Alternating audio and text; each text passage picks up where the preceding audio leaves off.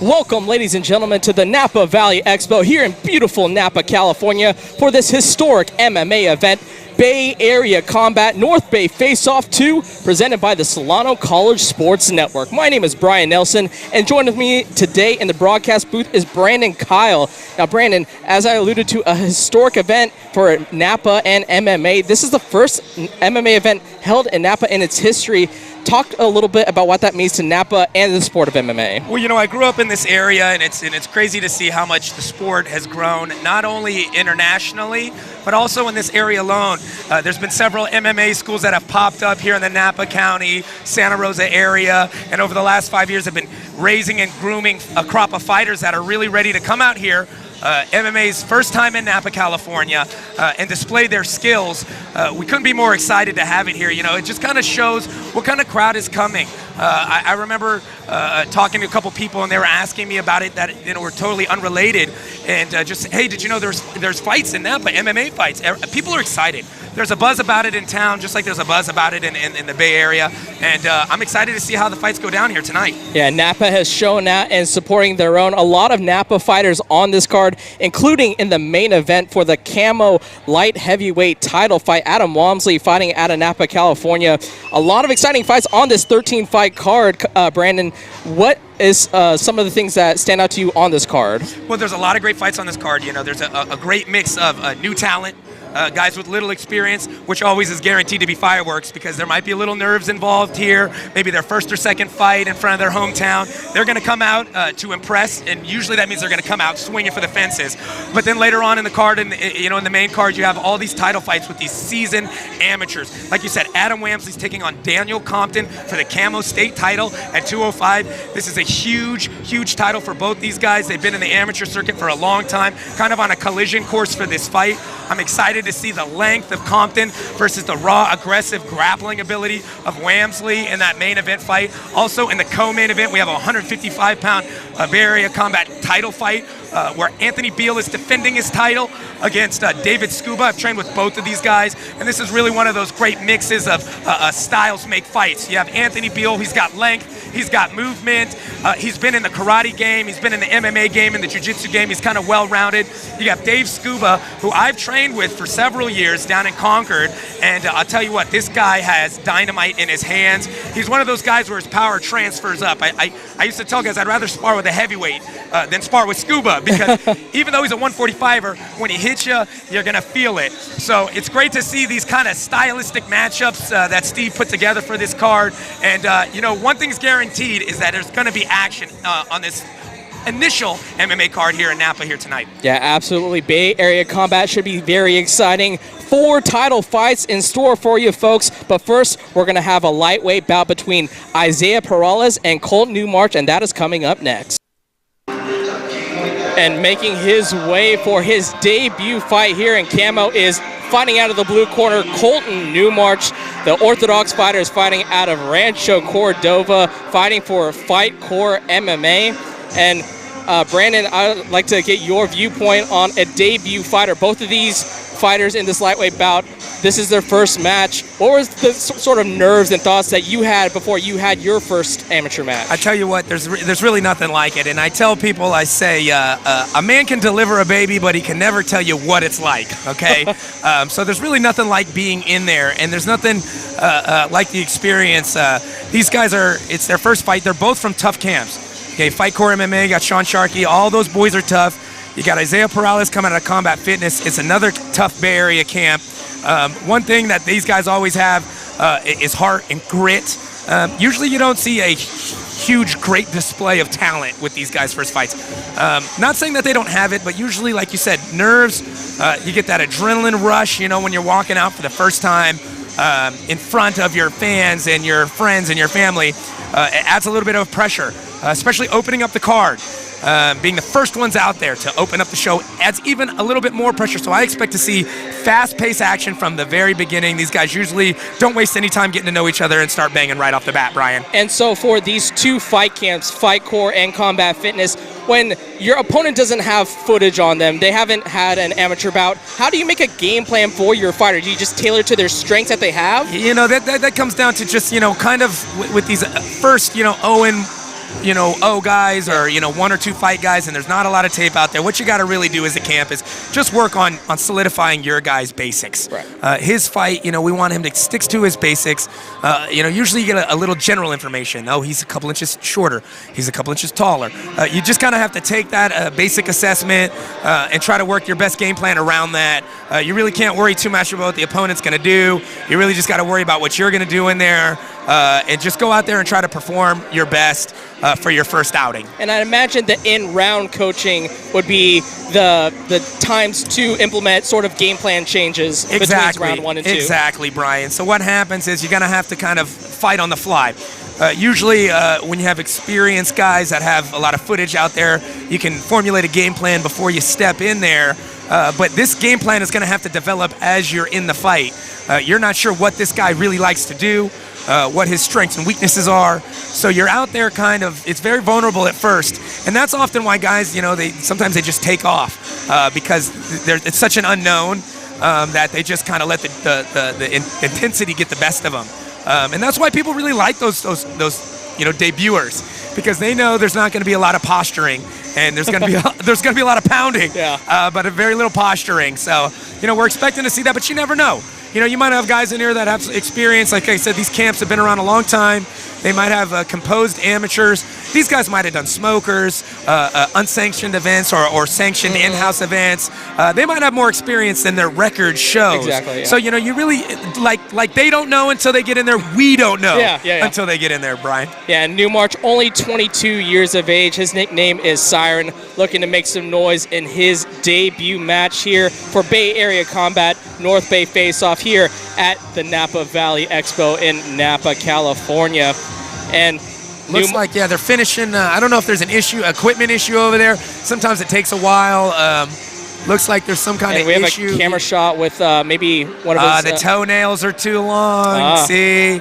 The old slice him in the eye with the long toenail trick. He tried it. That's a veteran move right there, Brian, but they caught him. They caught him at the door. Maybe we should change his nickname to the Velociraptor, trying to dig those claws. He's trying to slash and rip his way to victory tonight. But after a quick pedicure for Colton Newmarch, he's in the ring and ready to fight out of the blue corner. And his opponent is coming down to the ring right now, Isaiah Perales. Like Brandon mentioned, fighting at a Combat Fitness Rapacone Martial Arts from American King in California. 1 year older than Colton Newmarch at 23 years old. Also a debut fight for the fighter out of the red corner. What? I just realized that I trained this kid back in 2012 in Muay Thai for several years. Oh my God, this is Isaiah. I didn't know this is the same kid. This is amazing. Now this kid, I trained him for a couple years, but he lives in a rough area and the streets kind of started to creep up into his life, and I wasn't sure what happened to him. I'm really glad to see he found a good camp. He looks great. He was probably 30 pounds heavier last time I saw him. He looks great. This kid's a banger. Okay, now that I know who we're looking at here, this kid, I used to call him the zombie kid, because you hit him as hard as you can and he grins and he keeps coming forward. So now I'm interested to see here because this kid, like we were talking about, has more experience than an 0-0 record. Right. He trained Muay Thai specifically for several years.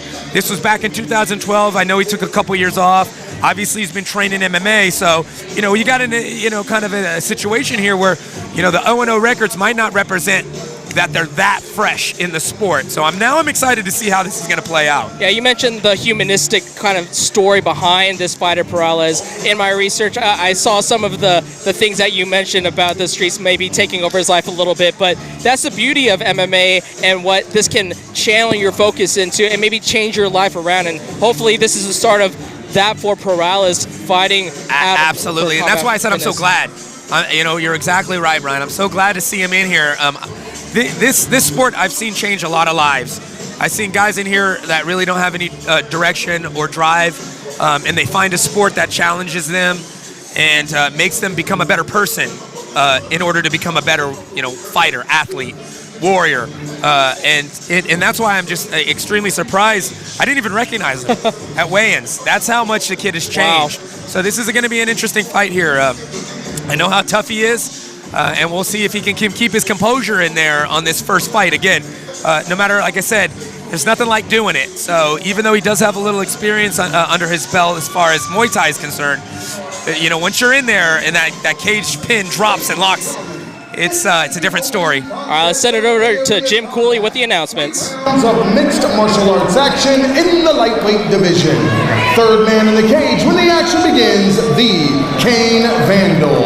Introducing first, fighting out of the blue corner, hailing from Sacramento, California. He represents Fight Core MMA, and he weighed in at 155 pounds even. Tonight, he makes his mixed martial arts debut, Colton Siren Newmarch. His opponent, across the cage in the red corner, makes his home in Vallejo, California. He also weighed in at 155 pounds. He represents Combat Fitness and Rapicon Martial Arts. Tonight, he also makes his mixed martial arts debut, the Sexy Ninja, Isaiah Perales. So the Sexy Ninja, I didn't really, you didn't give him that moniker? He's changed a lot since, obviously. What was the other one, the zombie? I called him the Zombie Kid. But we'll see how he fights right now. If he's a ninja now, I'm interested to see. He's a lot sleeker than he was when I saw him last. So yeah, maybe that elusiveness. Yeah, maybe he got a little speed there. All right, we'll see. We're getting set for 3 2-minute rounds here in Napa, California. Isaiah Perales and Colton Newmarch getting ready. Yeah, and amateurs, they only do 2-minute rounds for the guys that are newer to the sport here. Newmarch pressuring early, pinning Perales against the cage. Perales probably looking for an underhook, but going for the single leg is Newmarch. Oh, he Great didn't balance by waste Perales. any time. He didn't waste any time going for that takedown. Didn't want to strike. Still going for that single leg. Now transitioning to a double leg is Newmarch. He's fighting it well, though. He's fighting it well, I have to say. Looks like maybe going for Kimura. Yeah, maybe. And they're sprawling on the ground. Get on top. And it looks like Perales going with some hammer fists to Newmarch, who is still pinning Perales up against the cage. And Perales kind of holding on that far side underhook. Now, how quickly do these 2-minute rounds go for a fighter? They're really quick, and also the judges only get 2 minutes to score a fight, so you got to get as many points in as you can. There's really no time for feeling it out, and there's that Muay Thai experience coming out right now with Perales. Feeling very comfortable taking the center of the cage as Newmarch again tries to shoot him for a takedown, but again stuffed by Perales. He doesn't want anything to do with the striking. Oh, you can tell he's already feeling it. Yeah. He wants nothing to do with the stand-up of Perales. Again, single leg, but Perales ends up defense. On top.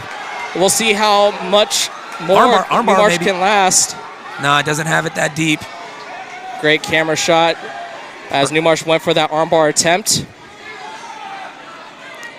He's going high guard here. He's just trying to control his posture, but Perales is going to, you know what? Let's step back and let's get back on the feet. He liked how it was going there, so he's going to bring it back there. Obviously, Newmarch wants nothing to do with him on the feet, so why not take it back to where his strength is? And approaching 10 seconds left in this first round. Perales putting the pressure on Newmarch. Great kick to the body. Hurt. He's hurt. Again, he doesn't want anymore.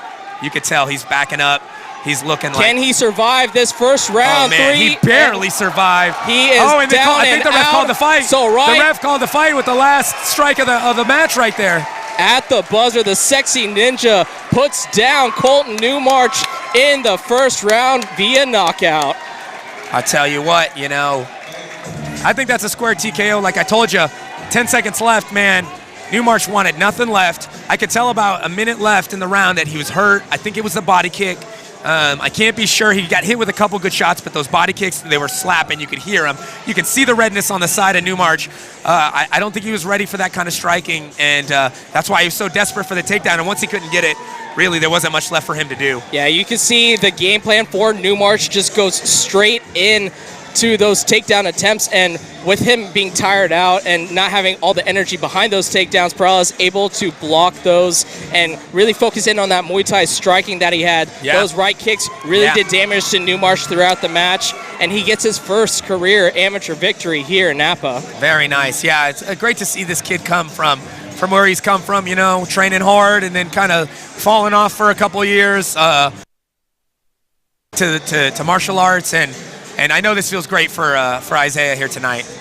So Isaiah Perales will leave here with his first career victory. Colton Newmarch, very game in his first career amateur fight, but is going to come up on the short end here. We'll send it to Jim Cooley with the official announcement. Ladies and gentlemen, at exactly 2 minutes of round number 1, referee Kane Vandal has called a stop to this contest. Your winner, via technical knockout, the sexy ninja, Isaiah Perales. So leaving with his hand held high is Isaiah Perales. Brandon, final thoughts on this opening bout? Well, you know, like I said, you could see the composure from the years of Muay Thai experience that Perales had. He's done several smokers. So, you know, like we were talking about before the fight, you know, you're not sure what you got until it's in there.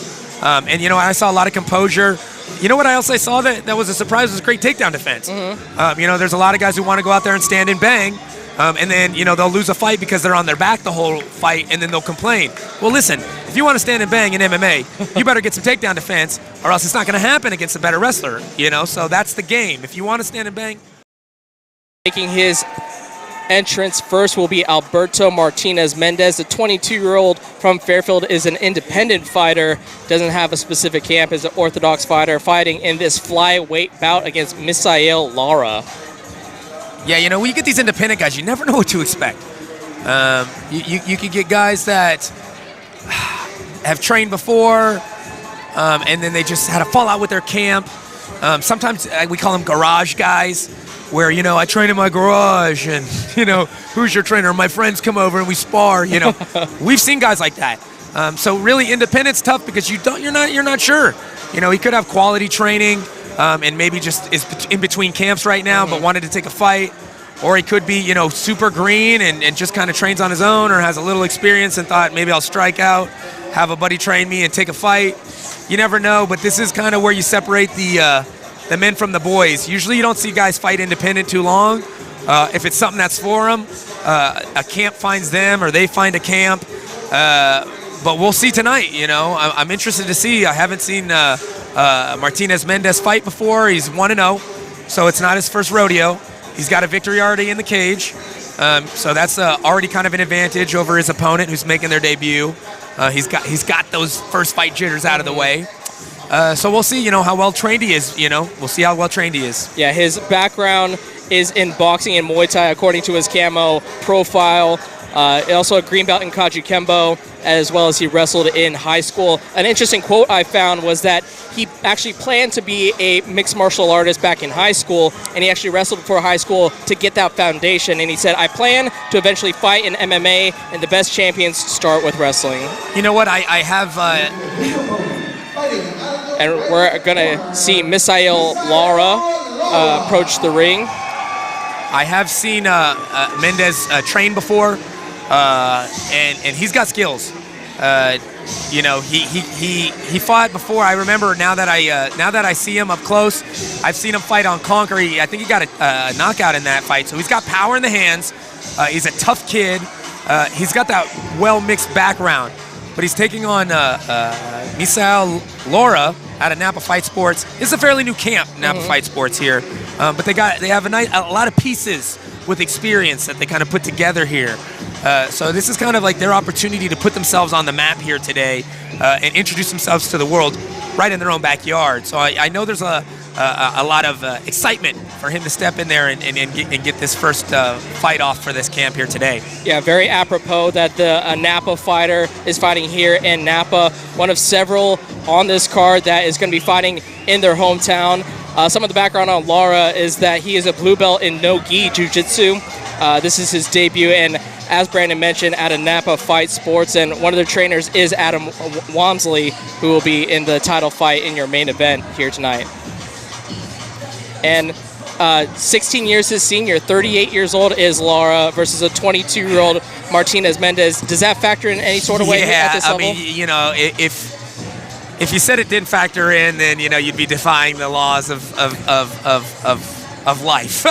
When you're that much older than your opponent and you've had that much, you know, more wear and tear on your body, mileage, you know, injuries, things that you've had to overcome over the years.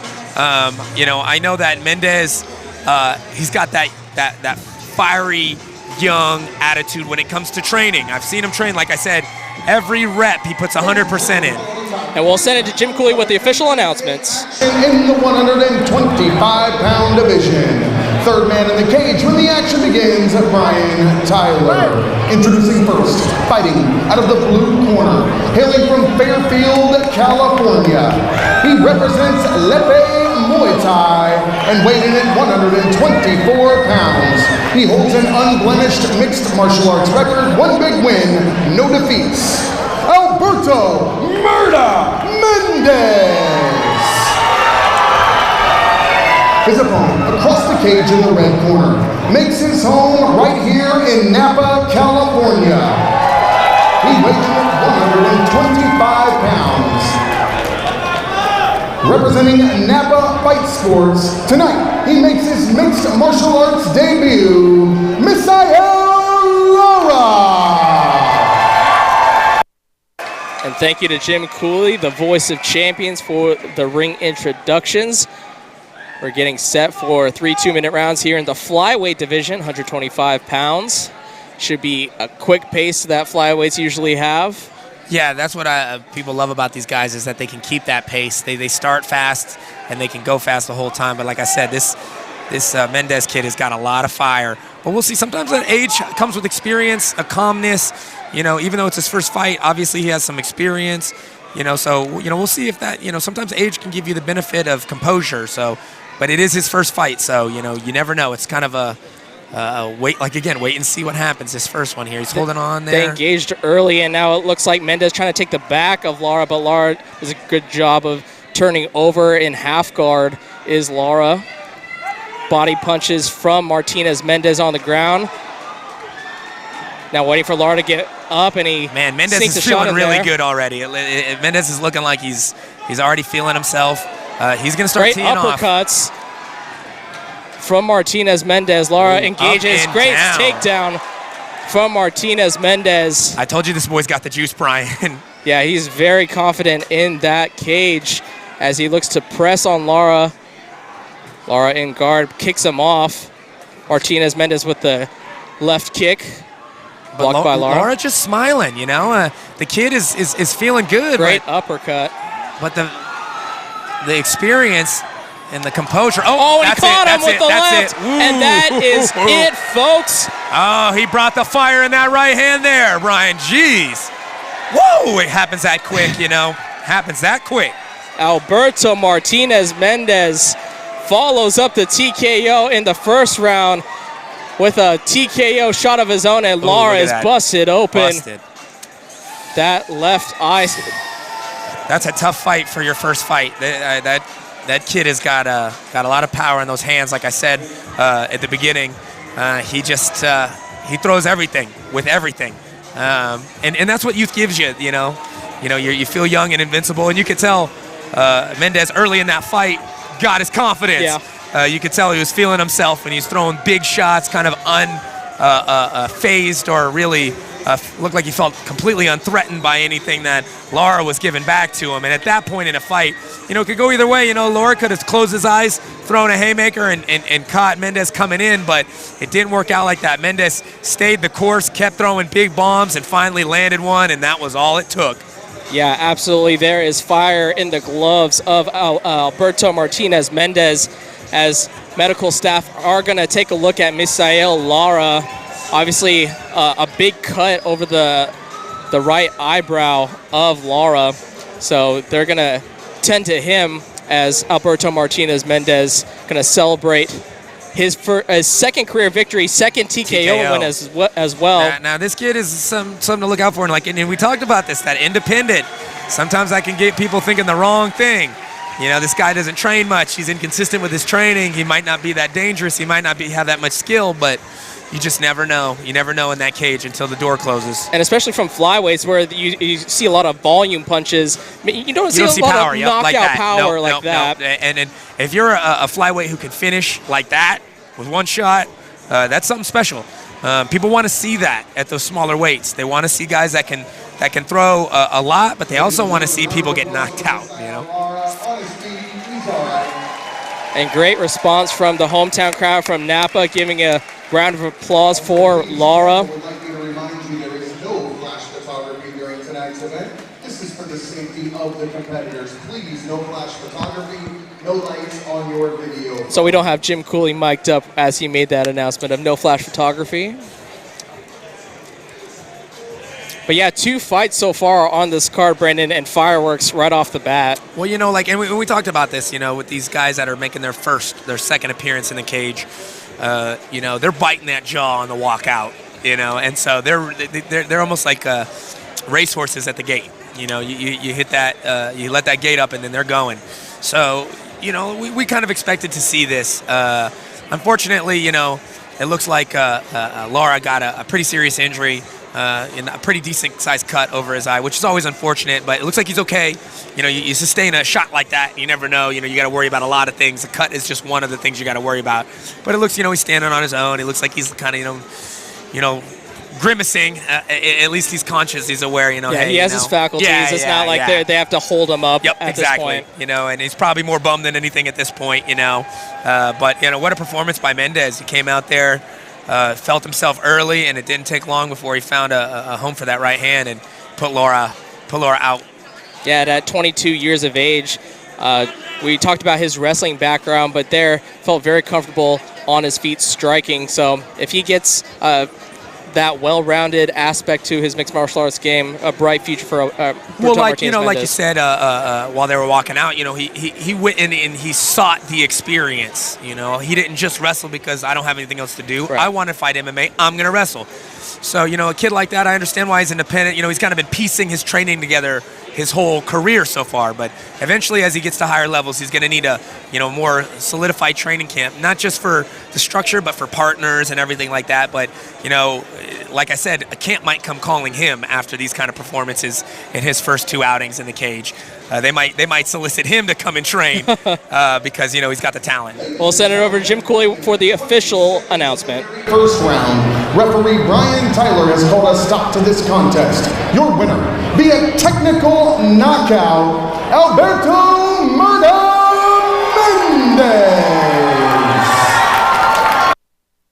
So a lot of jubilation on the face of Alberto Martinez Mendes, victorious in this flyweight bout. When we come back, we will have a lightweight bout between Sal Osorio and Nick Runyon. Nice. So Nick Runyon, Sal Osorio lightweight bout. We had the fortunate, we were able to broadcast both of their last fights here at Bay Area Combat. Nick Runyon coming up on the short end of a split decision loss. Really a wrestler coming out of Fight Core MMA from Concord, California, 25 years of age. Runyon looking to get in the win column for the first time in his career. Yeah, I saw Nick Runyon's last fight. He fought my buddy Jeff Herman, and it was a close fight. You know, he took some shots, but he was able to get some nice takedowns. And at the end, I thought a split decision could have gone either way. You know, his opponent got the decision, but, you know, he did some good work, especially with the wrestling, knowing when to take down, being able to get takedowns, secure them, and hold them down. You know, I saw it. He's got an intensity about him. He's a rhino, you know. He's driving forward. He has to. He's quite a bit shorter than his opponent, so he's going to need to close the distance in order to land big shots. He's to play the outside, and that's what the disadvantage of being, you know, shorter. So we'll see. You know, that this is probably, you know, this is how he likes to fight. He's going to close the distance. If he's going to land big shots, good. If not, he's going to go for takedowns. But he's fighting a tough guy out of a tough camp, so I think it's going to be another one of those could-be split decision fights at the end here, Brian. Yeah, another clash of styles that Steve Barnett, the promoter, loves to put on these cards. Sal Osorio making his way to the ring. He was victorious in a fight against Eugenio Garcia, who you'll see later in this card. 2-0 in his career. both finishes with a knockout and a submission win in his career. Southpaw out of Team Santos El Nino Training Center. It'll be a very exciting match here with Nick Runyon. Yeah, he's he got in his corner. You got Joe Cropshot. He's a 185-pound, Bay Area combat champion, making his pro debut here coming up next. And so, he's got a good camp behind him. Team Santos. John Santos, the owner of Santos BJJ, recently got his black belt, Cesar Gracie black belt. He's been in the game a long time. All his fighters that have been coming up the last couple of years are real killers. So I expect to see a lot from this kid. I saw him at the weigh-ins. He's in tip-top shape, super shredded, real tall for the weight, 5'10". He's got a huge reach advantage. It all just kind of comes down to, like you said, the styles making the fights and who can impose their game plan on the other one here today. And something to note with Osorio's record, both of his fights have only gone one round with finishes in the first round. I mean, you look at the guy, and conditioning, maybe not the first thing you think of might be an issue, but hasn't had the experience of fighting in the second and third rounds. Does that come into factor at all? We'll see. Yeah. We will see. We'll first send it over to Jim Cooley with the announcements for the introduction. In the cage, when the action begins, Phil Baldacci. Introducing first, fighting out of the blue corner, hailing from Martinez, California.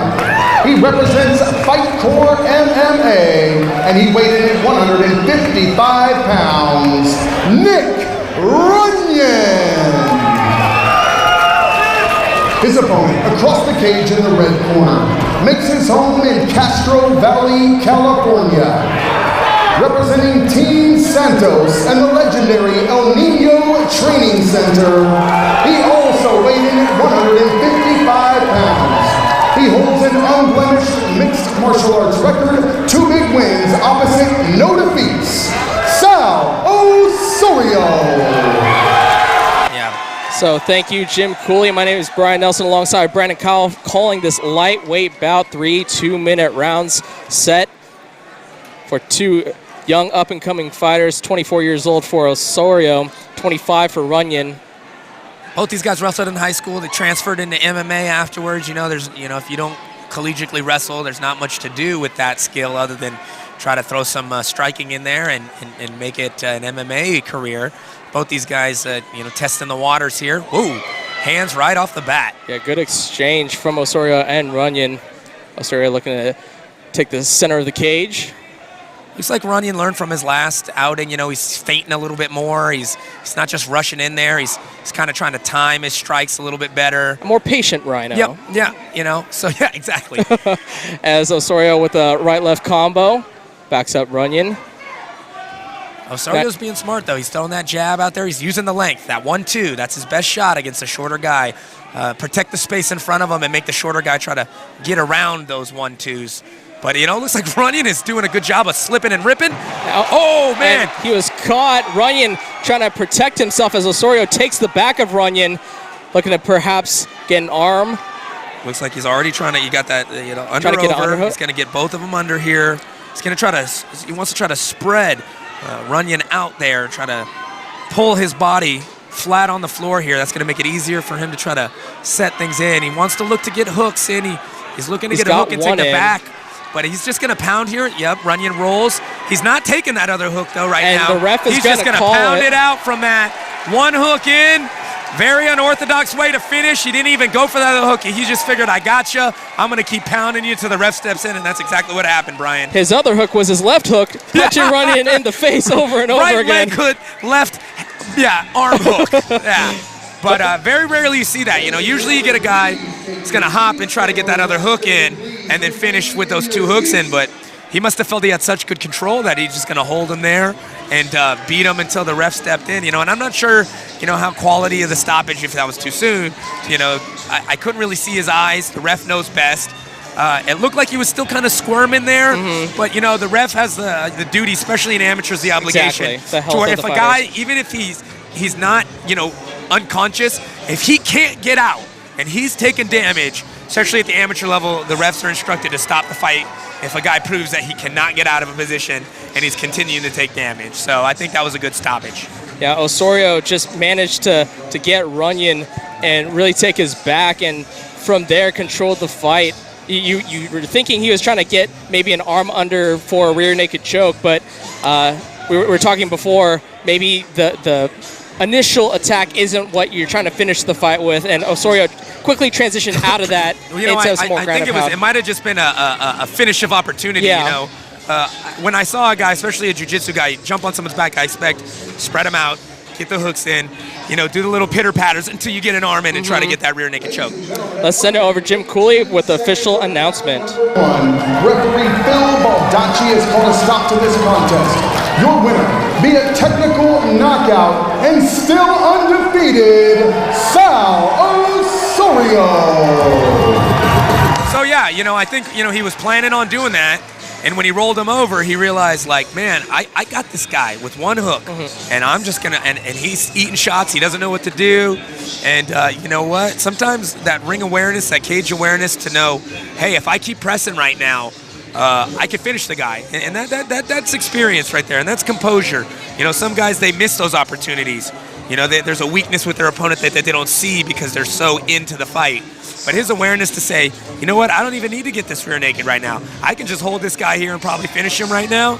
And he did just that. Yeah, being present in a fight shows that maturity. And so Sal Osorio, yet to see a second round, but he is yet to see a L in the loss column either. He is 3-0 in his career.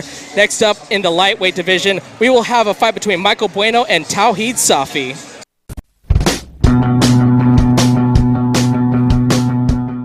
If you are interested in a career in sports broadcasting, whether you're commentating a live game, or hosting your own TV show, or working behind the scenes, then this is the class for you. For more information, contact Greg Poff, that's me, at solano.edu. we hope to see you here next semester, and remember, it's more than just sports, it's an education.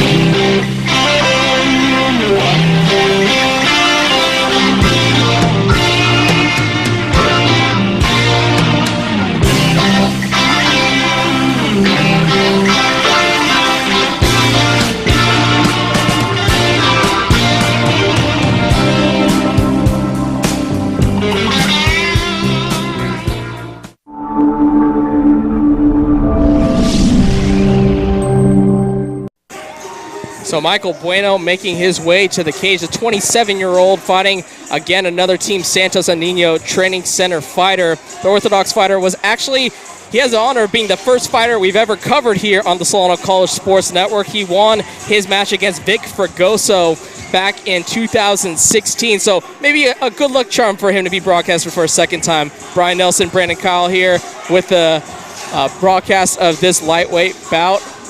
As you see, Joe Cross in the corner of yet another fighter. Yeah, another Santos guy. You know, I expect to see kind of more of the same here. Kind of same build. They're all kind of built like Joe.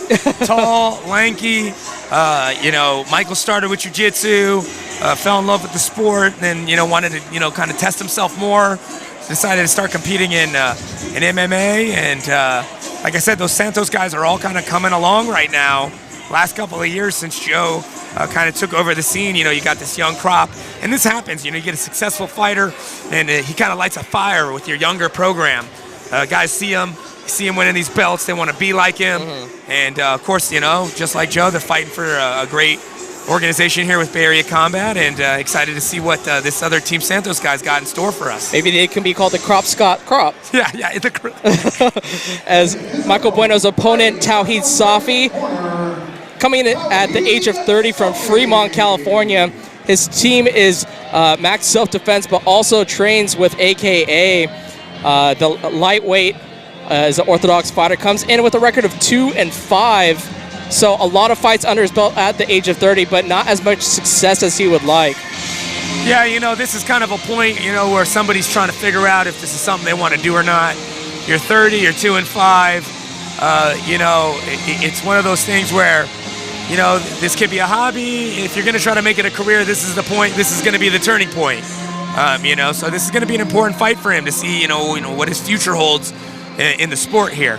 And athletically, 30 is pretty much in your prime as a fighter, is it not? What would you say was like the prime age range? Athletically, it's tough, you know, because with advances now, you know, 15 years ago, you'd say 25 is somebody's prime. But the way things are working now, guys are performing like they're 25, well into their mid, even late 30s. I think 30 is a good age because you have a mix of athletic ability and all those things that youth has, but you also have a greater wealth of knowledge, experience, 7 fights, he knows what's going on in there. And so, it's kind of time for him to either put it all together or not. So this is going to be a big fight for him, I think. I think he probably has a lot of self-pressure to really perform well, wants to go out there, do well. He's working with AKA now. So I'm excited to kind of see, what produces out of that. Obviously, he's not has that stellar record, but he does have the experience. We'll send it over to Jim Cooley for the official introduction. 160 pounds. The man in charge when the action begins, John Toll. Introducing first, fighting out of the blue corner, hailing from San Lorenzo, California. He weighed in at 160 pounds even. Representing Team Santos and the El Nino Training Center, Michael Bueno. His opponent across the cage in the red corner, hailing from Fremont, California. He represents AKA and weighed in at 159 pounds, Tawheed Safi. So we're set for 3 2-minute rounds. Brian Nelson here with Brandon Kyle on the Solano College Sports Network. This is the 4th fight in this 13-fight card here for Bay Area Combat North Bay Face-Off 2, as we are set. As Bueno lands on the left jab, another left jab. Oh, catches him with the right. Already caught him. Let's see if Safi. Oh, great leg lock. Maybe he's going for a heel hook and great scramble by by Bueno. Walked over. They're playing the leg lock game, but realizing amateurs, they can't do twisting leg locks here. So he can only do a straight leg lock. So he's got to be careful here. He could get disqualified if he pulls the wrong maneuver here. He's got to be real careful with how he's using those legs. Bueno keeping his composure, but going for the heel hook. He's close to it. Now they're allowed to do straight ankle locks, but they're not allowed to do twisting ankle locks. I'm surprised that he's allowing him to go that far with that. Yeah, but Bueno slips free. Safi gets on top. He's looking already to start throwing up guard and look for submissions. But man, good scramble to get out of there from Safi. I have to admit, he showed composure after getting rocked. Yeah, he was in trouble after that right hook by Bueno, and now Bueno trying to work from the bottom position. Very flexible fighter. At 6'1" is Michael Bueno. Yeah, length in jiu-jitsu is nice, especially when you're on the bottom. You can throw up triangles and arm bars and use those long legs to really create space between your hips. But Safi's doing a good job of hugging you. He's at AKA, and all these guys are training at AKA. They're training out there with Khabib and Daniel Cormier. That's going to increase your top control for sure, training with guys like that. And you can see he's using that increased top control to hold down Michael Bueno right now in this first round. So while he is in top position, he's not really scoring with any sort of punches. How are the judges seeing this specific ground situation? Basically, it works like this. I've noticed, now all judges are different, but if you're on top and the guy's not really threatening you with any submissions, they're going to consider that winning. If the guy is almost getting a guillotine, almost getting a triangle, they might give that to the guy on the bottom. That little exchange, that little takedown really slowed the fight down. Bueno came out, rocked him, looked like it could have ended fast, but Safi did what he had to do. But now, maybe he, in that survival mode, burned out all his juice, and now we're going to see, because Bueno's got him mounted, he's got him stretched out, but again, 2-minute rounds, Brian, so short time to work here. Again, gets him off. Transition for a leg lock, potentially, as Bueno trying to slip free before the time is up. Not and a lot little of time back left fist. Here. Can't be much time left in this round. Yeah, and maybe this is a error from the timekeeper, because our clock says that the 2-minute round has ended, but potentially there's some sort of error here. I'm not sure if it's our broadcast or the fight itself, but you know what? These guys both have over 4 fights, so they might have bumped up to 3-minute rounds here. Okay. Once you have more experience, they do allow the rounds to go on a little bit longer to resemble more of a professional round, which is 5 minutes. Okay, so we'll adjust our clocks accordingly as Bueno gets a couple shots in at the end of round 1. So a back and forth Catches Safi early. Safi really positioning for a leg lock or a ankle lock and ending up on top for that middle portion of the round. Then it's kind of up for grabs after that. That was a tough round to score. Bueno gets the knockdown. It was kind of a flash knockdown. People start talking about 10-8 rounds and whatnot. I don't think that was a devastating knockdown where you knock somebody, almost knock them out, and they somehow survive. That's when they usually give you a 10-8. That looked like a flash. He was able to recover, threaten a leg lock, get on top for the majority of the round. Bueno was able to get back up, get back on top, get mount. Didn't last long, though. That's one of those rounds that's tough. That's 50-50, I'd hate to be a judge in that round just because it went back and forth so seamlessly. No one really had a clear edge, but that knockdown might have gave Bueno just a slight edge in some of those judges' eyes. And when you have such a close round as a fighter, does it give you motivation to have a clear winner of round 2? You got to turn it up. Yeah. Absolutely, Brian. You got to turn it up. Both of these guys' camps probably in the corner said, hey, man, that could have gone either way. We got to win round 2 right now. Oh, great uppercut, and that is it. It's over, guys. Michael Bueno. It is over with one big hook. He took one unnecessary hammer fist. The referee was there as soon as he could, but it was such a vicious, quick knockout. Oh, my gosh. Ooh-wee. We're in the process, folks, of replaying that vicious knockout from Michael Bueno, but with one swift uppercut in round 2. This fight is over, and it is a very Bueno day here in Napa, California for Michael Bueno. Muy bueno for Michael Bueno on that one, guys. And we will show you the start of round 2. Doesn't take long here. Boom! And that was it. That secondary shot was unnecessary. Take your seats, please. And with that crazy knockout, I think fans were leaving their seats a little bit. And yeah, you got to keep the excitement. Keep them in check here. But, you can understand their excitement with a knockout like that, Brian. I mean, you don't see that. You go to UFC shows, you don't see knockouts like that. So to be at a show like this, at this level, and to see guys performing like that, you're damn right people are going to be excited. Yeah, what a flush shot by Michael Bueno. Improves his record to 3-2 as Tauhid Safi suffers his 6th loss in his amateur career. There you get a look at Safi getting a little bit dazed. You can see in his eyes, maybe not all there. Definitely. Well, I tell you what, Safi wasn't doing any head movement, Brian. He was just standing there with a taller guy throwing straight shot for straight shot. Now, if a guy's got 3-4 inches of reach advantage on you, that is not a good technique. You gotta be moving your head.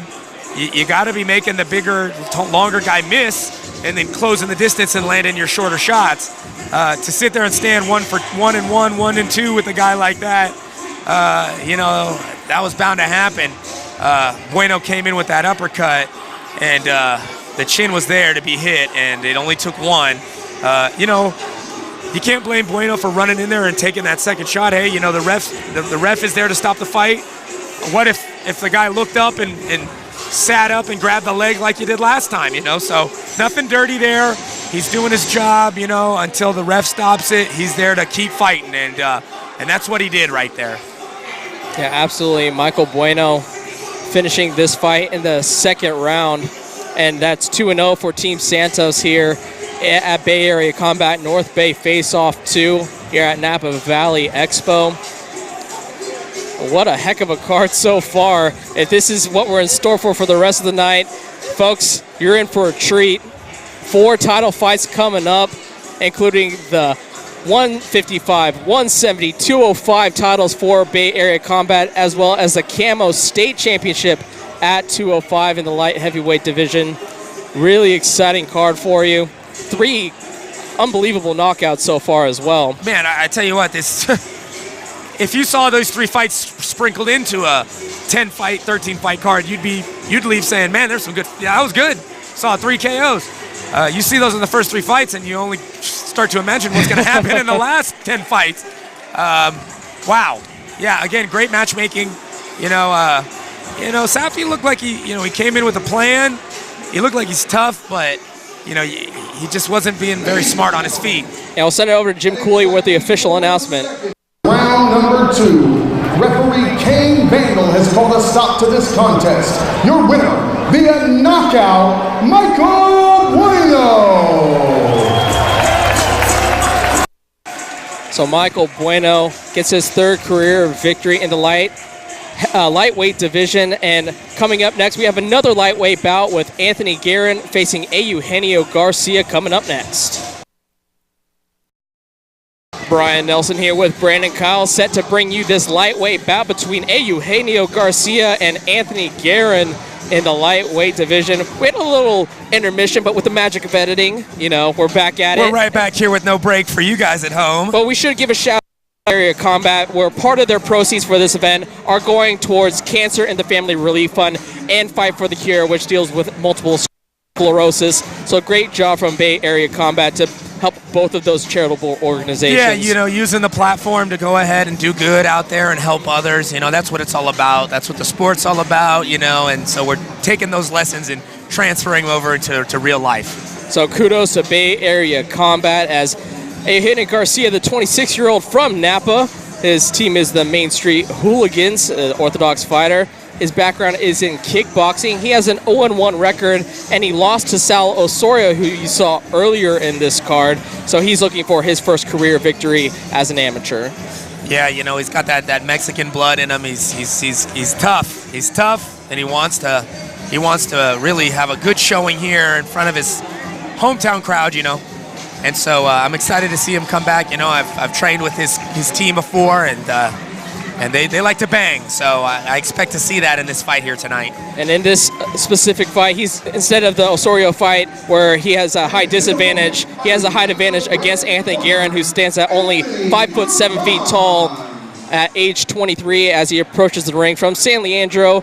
Like I mentioned, or I don't remember if I mentioned, but he was an independent fighter the last time we covered him at Bay Area Combat. Yeah, you were talking about it when we were breaking down the fight card, and he didn't perform. He looks like he found a in this fight with Team Brute, and we'll see if having a more of a structured camp is going to benefit him here in this second going. Yeah, I think an interesting tidbit that his username on his camo site is Puff Too Much. So maybe and about his habits. And he's coming out to the reggae, a relaxed fighter, He looks relaxed, speaking of, he looks a little soft. When you puff too much, sometimes you eat too much too. So, we're going to see if this is going to affect his cardio. You never know. You might have that Nick Diaz effect where even though you puff all day long every day, you can still go out there and throw all day long every day. So we've yet to see what kind of win this guy's going to have.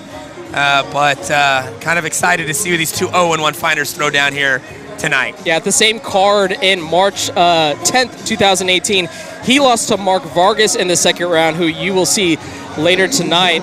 And we'll send it over to Jim Cooley with the official introduction. Action contested at 1 rounds. Referee, when the action begins, the Kane Vandal. Introducing first, fighting out of the blue corner, hailing from Napa, California. He represents Napa Fight Sports and weighed in at 157 pounds even, Eugenio Garcia. His opponent across the red corner, hailing from San Leandro, California. He weighed in at 161 pounds, representing Team Brute, Little Stone, Anthony Guerin. Interesting. So Little Stone, Anthony Guerin, set to face off with Eugenio Garcia in this lightweight bout. 3 2-minute rounds scheduled in this bout. So we're getting set for the action as they touch gloves. And we are underway. Both guys looking like they're just going to play the old hands game until Garcia introduces the kicks here. Another kick there inside. Yeah, Garcia looking to use both his arms and legs to start this one out. Where in Guerin's fight previous. He was strictly a puncher, really moves that head a lot. Yeah, he's kind of trying to do that Floyd shoulder roll technique, one hand high, one hand low. He's trying to slip punches and come back over the top with his own punches. Going for the double leg takedown, and he gets it. Oh, and he stays on top. Looks like a guillotine being threatened on the bottom by Garcia. Not sure. He's able to roll him, and oh, no. Look at that. Guerin comes back strong, and now they're kind of in that dogfight position here. Yeah, good body punch from Garcia with his left, trying to maybe sink an arm underneath that neck. Try to take his back. Great transition. Very nice. Wants to put that leg and flatten out Guerin. Oh, and doesn't need to. Taps already? out Guerin immediately. You know what? That was a case of Guerin not knowing what's going on and kind of freaking out and tapping before he really needed to. He didn't even really, get a chance to set the choke in and really make it hurt. I think he just, and that's unfortunate. You get a guy in there, and like I said, he's ready to bang, but then as soon as it goes to the ground, they're kind of like fish out of water, and the fight doesn't last long there. And as we saw in previous fights, if you want to be a stand-up fighter, you got to have some takedown defense and be able to control a little bit on the ground and get back up. But that's unfortunate. I didn't look like from my angle that he had really deep choke in. Seemed like he just kind of, I call it a freak out tap. Yeah. Sometimes the guy jumps up on you and grabs something real quick, and you just kind of freak out and you tap, and you could see in his demeanor right afterwards, Guerin, you could tell he was upset with himself. Like, man, I didn't even need to tap to that, you know. But live and learn, Sometimes when you smoke too much, you get a little paranoid and you freak out when you don't need to. Yeah. So maybe a little paranoia set in there. But Guerin, maybe that's what the help of a team will tell him to once he gets back to his corner. To taper back his smoking. We'll send it over to Jim Cooley for the official announcement. Round number 1, referee Kane Vandal has called a stop to this contest. Your winner, via tap out due to rear naked choke, Eugenio Garcia. And I think they forgot a D at the end of his nickname. Instead of Little Stone, he's just a little stoned. Little stoned, not hands, but demeanor. So Eugenio Garcia gets his first career victory. Congratulations from the hometown boy from Napa. Yeah, he came out there composed. He's, sticking with the leg kicks. Wasn't getting tricked by that slippery boxing of Guerin, and once it was on the ground, it was really quick work, and that's unfortunate. I'd like to see Guerin go and study a little bit more jiu-jitsu, a little bit more counter wrestling, and if he wants to do that, everyone loves that. Robert Whitaker has got that same style, one hand up, one hand down. He's a 185-pound UFC champ, and you see him slip and roll and hit great counter shots, but he can also stop a takedown from a guy like Yoel Romero. So that's the difference, and so that's the development of skills. He knows what he likes to do. Now he has to make sure he can continue to do it. Where Garcia, on the other hand, had the composure and looked like he did what he had to do. And so we're set for a middleweight bout between Albino Lopez and Samuel Braden coming up next.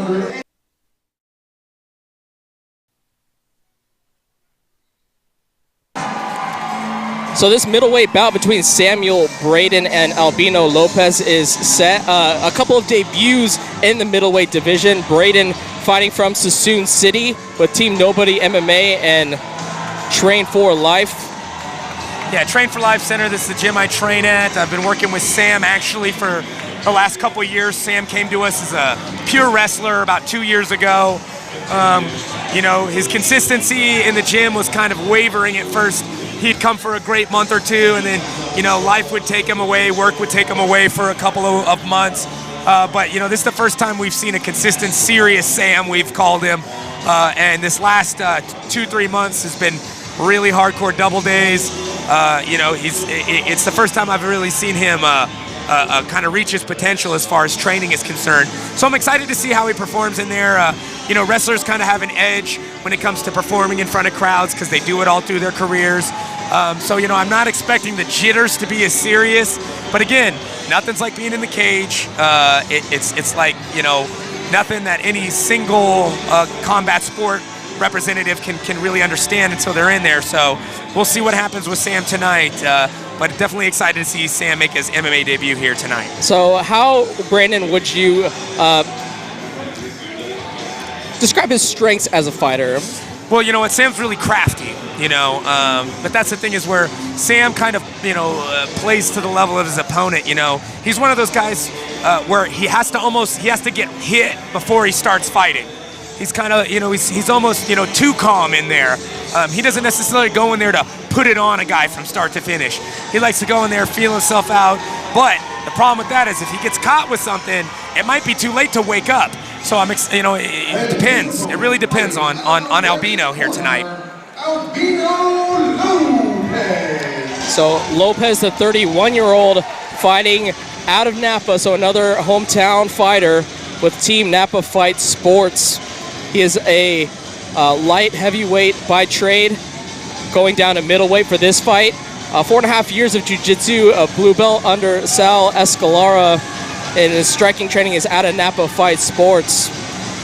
Yeah, trains with Wamsley, again, who you'll see here later tonight. Sal Escalara, all those boys started there some years ago, and now he is, you know, taking his BJJ experience to the cage. You know, this guy, he is a good grappler, and studying his film, you know, I know Sam's camp was focused around, you know, keeping the distance with the jab, staying away from this guy's overhands and hooking shots. They feel like he's going to try to throw big shots to close the distance, push Sam up, maybe take him down, try to use his grappling against him. You know, talking with Albino for this fight, it's a very emotional fight for him. He wanted to dedicate this fight to his mom, Stella, who passed just over 3 months ago, so very recently. 6 kids, so wow. Busy dad of 6 who managed to fit the time in to train and get ready for this fight. So you know the dedication is there for Lopez here tonight. And you can see in our camera shot all that weighing on his mind. Seems very calm approaching the cage. Yeah, you know, and he's got a seriousness about him, and you know, he looks like he's ready to go. And also ready to go, Jim Cooley with the introductions. Martial arts action in the 190-pound division. Referee when the action begins, Brian Tyler. Introducing first, fighting out of the blue corner, hailing from Sassoon City, California. He weighed in at 190 pounds even, representing Nobody MMA and Train for Life. Tonight, he makes his mixed martial arts debut, Samuel Braden. His opponent across the cage in the red corner, hailing from Napa, California. He represents Napa Fight Sports. He also weighed in at 190 pounds even. He too, tonight, makes his mixed martial arts debut, Albino Lopez. So a couple of debuts here in Napa Valley for the Bay Area Combat North Bay Face-Off 2. Brian Nelson here alongside Brandon Kyle for this exciting middleweight bout between Samuel Braden and Albino Lopez. We'll see what these two fighters have in their debut as we start round 1, as they touch gloves to start it off. Now I know Sam's sticking that jab. That's what he wants to do. He wants to keep that jab. He wants to stay. Leg kick got caught and take right it down. Off the bat. Going for a triangle. Looks like he locked it up pretty tight quick, but he looks like Albino's going to pull out, pass. He's going to try to get some ground and pound from the side. But going for a guillotine. Looks like Sam is going to be all right. Yeah, if he doesn't panic. Yeah, Albino's really pulling it, though, so it might be tight. Yeah, there you get a look at the blood rushing to the head of Braden, but he's keeping his composure. Yeah, he's fighting the hands there. You know, as long as he doesn't try to do anything drastic here and he just kind of waits on it, I think he'll be all right. But if Albino can readjust, he's he can wrenching kick his back on out. it. And Braden thought about it. Oh, gives a thumbs up. Yeah. So I think he's all right. Albino needs to really, what he's going to have to do is maybe use a butterfly hook to kind of push Sam's hips, maybe push himself away, readjust that grip, and then rehook his guard and try to squeeze tighter. Because right now, if he tries to do too much and Braden's not in any trouble, he might burn his own arms out. So, but it looks like Albino's he's not pushing 100%. He's kind of resting and finding a new spot and trying to choke again. So he's not going to let go of this, but The camera has changed, so we're not too sure how Braden's struggling with it, but it appears that Braden's okay so far. Yeah, conversely, how does Braden get out of this predicament that he finds himself in with Lopez? Well, what he wants to do is he wants to drive forward and create a little separation so he can get his hand underneath Lopez's hand and then begin to pull that hand away. Hand fight. And it looks like he's done that. Now Sam looks like he's going to try to smash and stay on top, get some ground and pound from the top. Again, he has to worry about Albino's guard coming back up. Going for a guillotine of his own. Guillotine himself here. He's got one arm in, but you can finish that from here. It's difficult. But maybe he's just using this to control Albino and get a little ground and pound from the top. Looks like Sam's awake now, and he's going to try to get some ground and pound to finish this round and maybe kind of steal this round at the end. Yeah, because for over a minute, Albino Lopez had that guillotine sunk in on Braden, not to finish him, but he definitely controlled the majority of that first round. And, Sam was deep. It wasn't like he was, halfway in, just kind of sitting there playing around. Sam was deep. He had to fight it. So, again, judges might look at that as a close submission. In a jiu-jitsu tournament, you get something, not a point, but an advantage for when you come close sometimes to getting a submission. So, if you're looking at it in that terms, looked like Albino had the advantage for the majority of the round having that tight guillotine.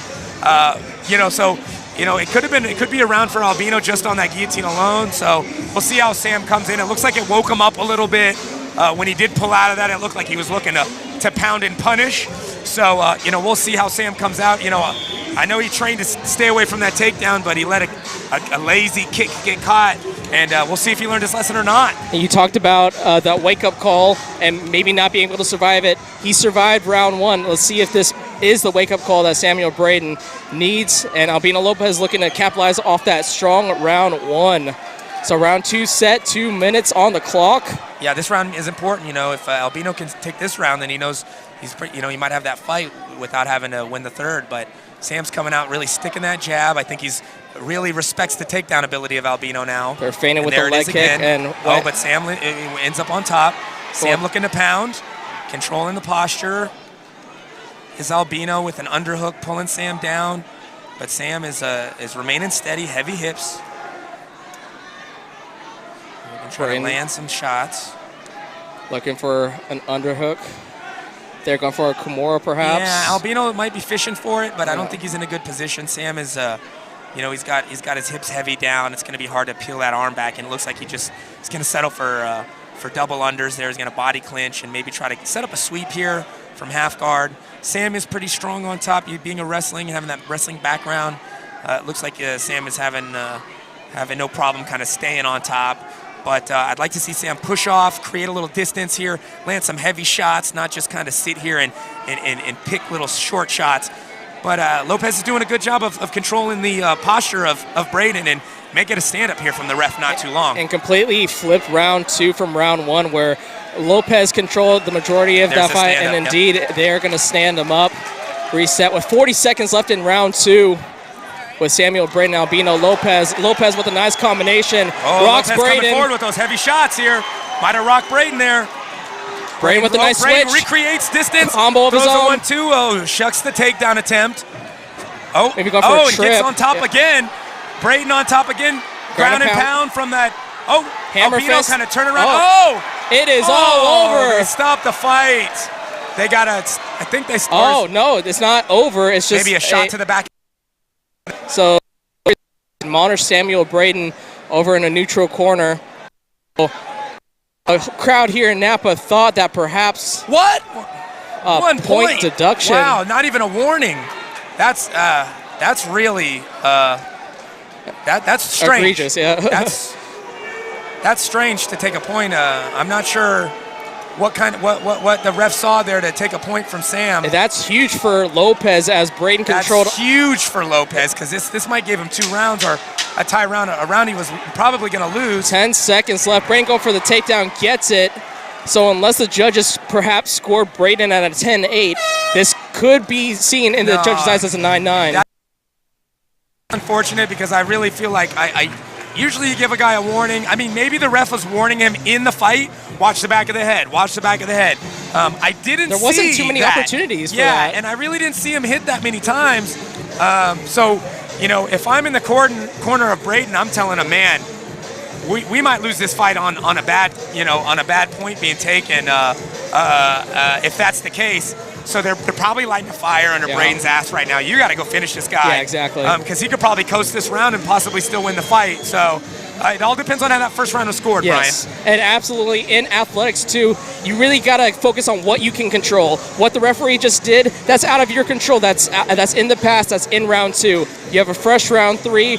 Obviously, if you win, the best you can hope for is a majority draw, or is a draw. But really look for a finish here in round 3 for Braden. Yeah, I think Braden's going to put the pressure on trying to get a finish. I think he feels like he has to, and I'm actually I'm excited to see how he rises to the occasion. He is wearing some shots, but let's see if he's undeterred and if he knows what he needs to do and if he's able to get in there and do it right now. So round 3 here, Braden versus Lopez, trading shots. Are both fighters in the center of the cage. Crowd riling up. It looks like Braden understands he does need to hurt Lopez and maybe even finish him in this fight here.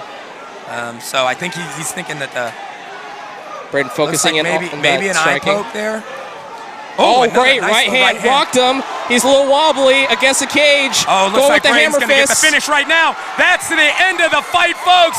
Braden knew what he had to do, came out through the hands, rocked him, got on top, and pounded to the finish.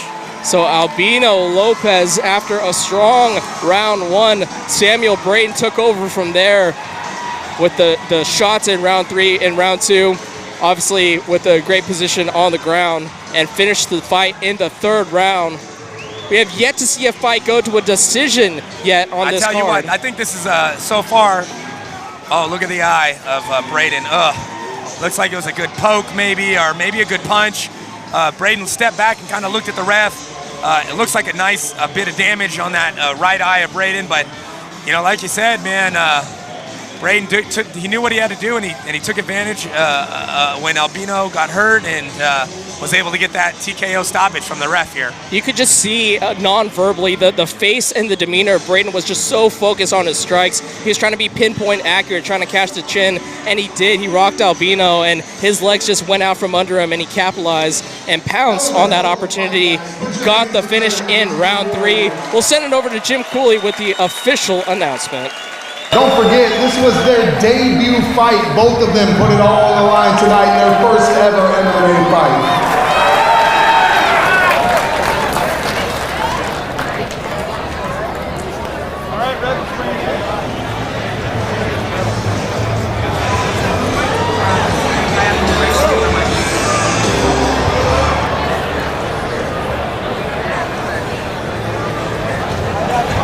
I think we're just going to take a little time before Jim Cooley makes his official announcement, but what a heck of a fight between Samuel Braden and Albino Lopez.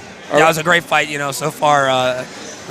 Most of the fights have not gone very long, kind of one-sided. This fight was a nice little back-and-forth effort, and you got to see a lot displayed here in that debut from both these guys. And now Jim Cooley ready with the official announcement. 2 seconds of round number 3. Referee Brian Tyler has called a stop to this contest. Your winner, via technical knockout, Samuel Braden. There you get a better look at the damage that Braden sustained on that right eye.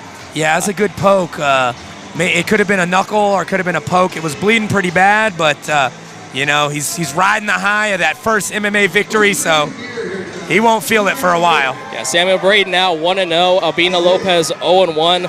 What a great matchup. Next up, we have a welterweight bout between Roger Crossway and Rustam Serbia.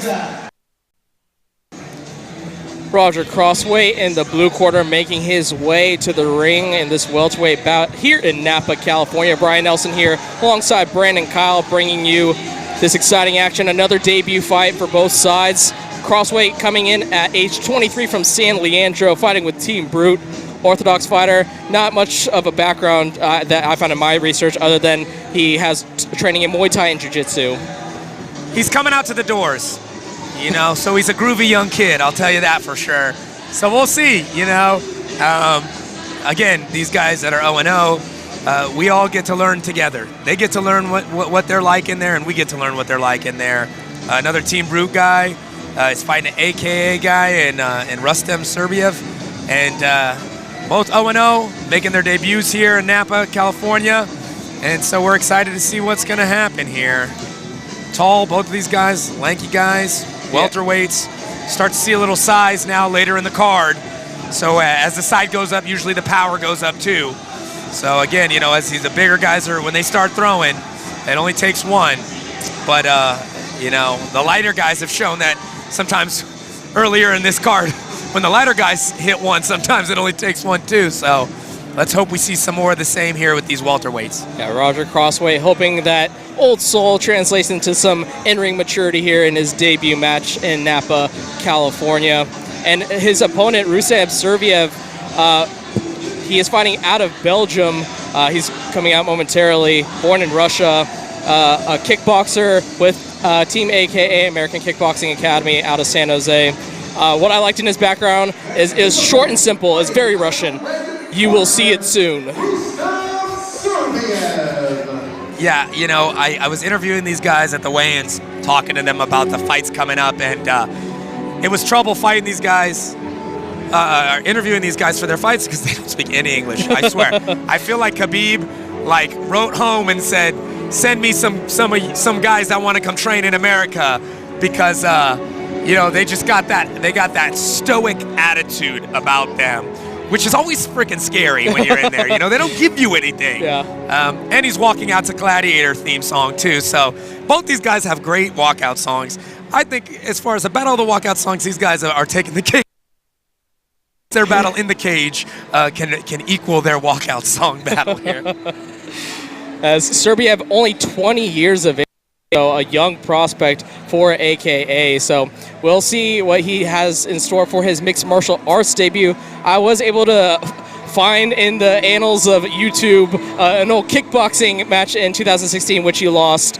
So not unfamiliar. We talked about backgrounds where you may not have mixed martial arts fights on their record, but not an amateur to fighting in general.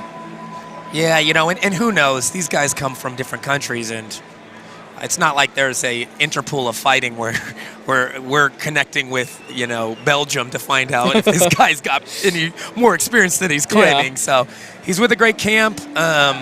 So we know we can expect him to be well prepared. A fighting Team Brute guy who, you know, we're not too sure. Yeah, so let's send it over to Jim Cooley for the official introduction. 70-pound division. Third man in the cage when the action begins, Phil Baldacci. Introducing first, fighting out of the blue corner, hailing from San Leandro, California. He represents Team Brute. He weighed in at 170 pounds even. Tonight, he makes his mixed martial arts debut, Roger Crossway. Across the cage in the red corner, hailing all the way from Belgium. He weighs 68 pounds even, representing AKA the Warrior, Rustam Serbia. So the Warrior looked to use that mentality to end up victorious here in this welterweight bout, but Roger Crossway will look to oppose and try to get his first victory in his amateur career as we are underway in round number 1. 3 2-minute rounds set as the fighters touch gloves.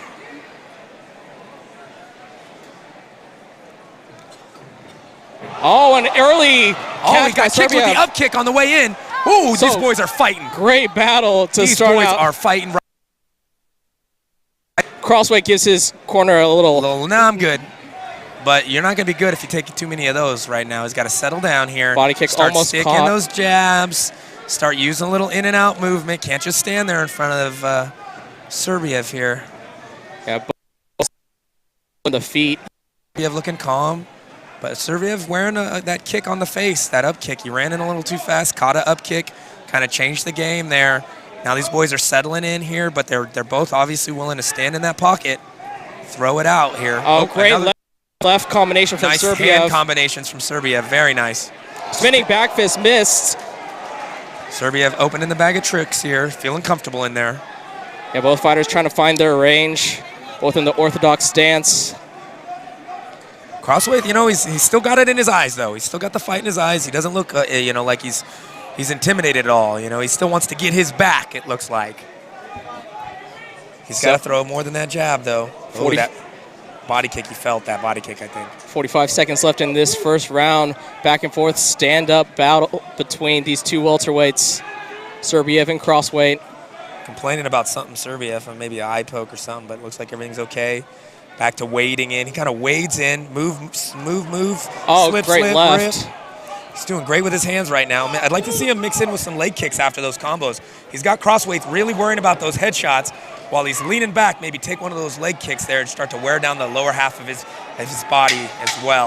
Yeah, Serbia really playing with the angles of his punches, trying to connect with Crossway as we approach inside the 10-second mark. Spinning back fist, miss again. Clips him with the right, though. Round one is going to end. Ooh. Crossway. He's got sharp strikes, this Serbiev right here. But Crossway is tough. He took some shots. He looks like he's upset with himself. He's like, he kind of gives a look to his corner. I'm not hurt, but I'm bummed that I let myself get tagged. Obviously lost that round. Was on the defense the whole time. You know, he's trying to stick that jab, but what he's doing is he's lunging that jab in there, and Serbiev is making a miss and then coming back over the top with combinations. Now, 3 is going to beat 1 in that scenario. So what I think Crossway has to do is maybe pump the jab while he's moving a little bit. Maybe pump the jab and move so that Serbiev can't really get a bead on where his head's going to be. Because right now, Serbiev is just kind of slip, and then once he closes the distance, letting 2 or 3 fly. And it's usually that second or third one that's catching Crossway on the way down, yeah. And Crossway also has to deal with his frustration with himself of not performing the way he wanted to. Yeah, and that's tough doing your debut fight, you know, when you're behind. You know, how do you respond? You know, you don't want to go and put yourself in a bad situation, leave yourself open to a big strike, especially because you've been eating a couple. So he's got to be straight. He's got to start sticking that jab more, maybe throwing that right hand behind it, and make Serbia respect the space in front of him. There's that leg kick, though. Yeah, that maybe mixing it up. Maybe his corner was asking for that. Hey, let me get some kicks behind those punches. Spinning back fist misses again. A great uppercut combination. Again, rocked against the cage. Maybe going for a clinch, but Rustam tosses Crossway off of him. Crossway's going to have to double up those jabs, maybe some push kicks. Uppercut. Try to keep the distance a little bit. He does have a little height advantage. Obviously, he is not doing well whenever Serbiev closes the distance, so he has to make sure he keeps that distance by circling out, throwing long strikes down the middle. Great left hook by Crossway. Minute 20 left in this second round. Serbia misses with the leg kick. Crossway misses with the left hook. Ooh, and that one big caught left him. Hook got it. That left hook in got the corner, it. Ref's telling him to fight pound. back. You're about to stop this fight unless looks he's like Crossway protecting himself, but no. Not enough. So wow. Crossway is finished in the second round. The kid had the heart. You know what? He wasn't able to stop that forward pressure of Serbiev, and eventually it started to break him. And yeah, what a performance from the young Belgian. Yeah, the prospect. Warrior Rustam Serbiev just kept pressing forward on Crossway, especially in that second round. With the spinning back fist, a little flare, but really his bread and butter was those combinations that he was throwing. Yeah, you know what? He was committing to several punches instead of one at a time, and then that's what the kind of fight came down to. Crossway is trying to stick him with one.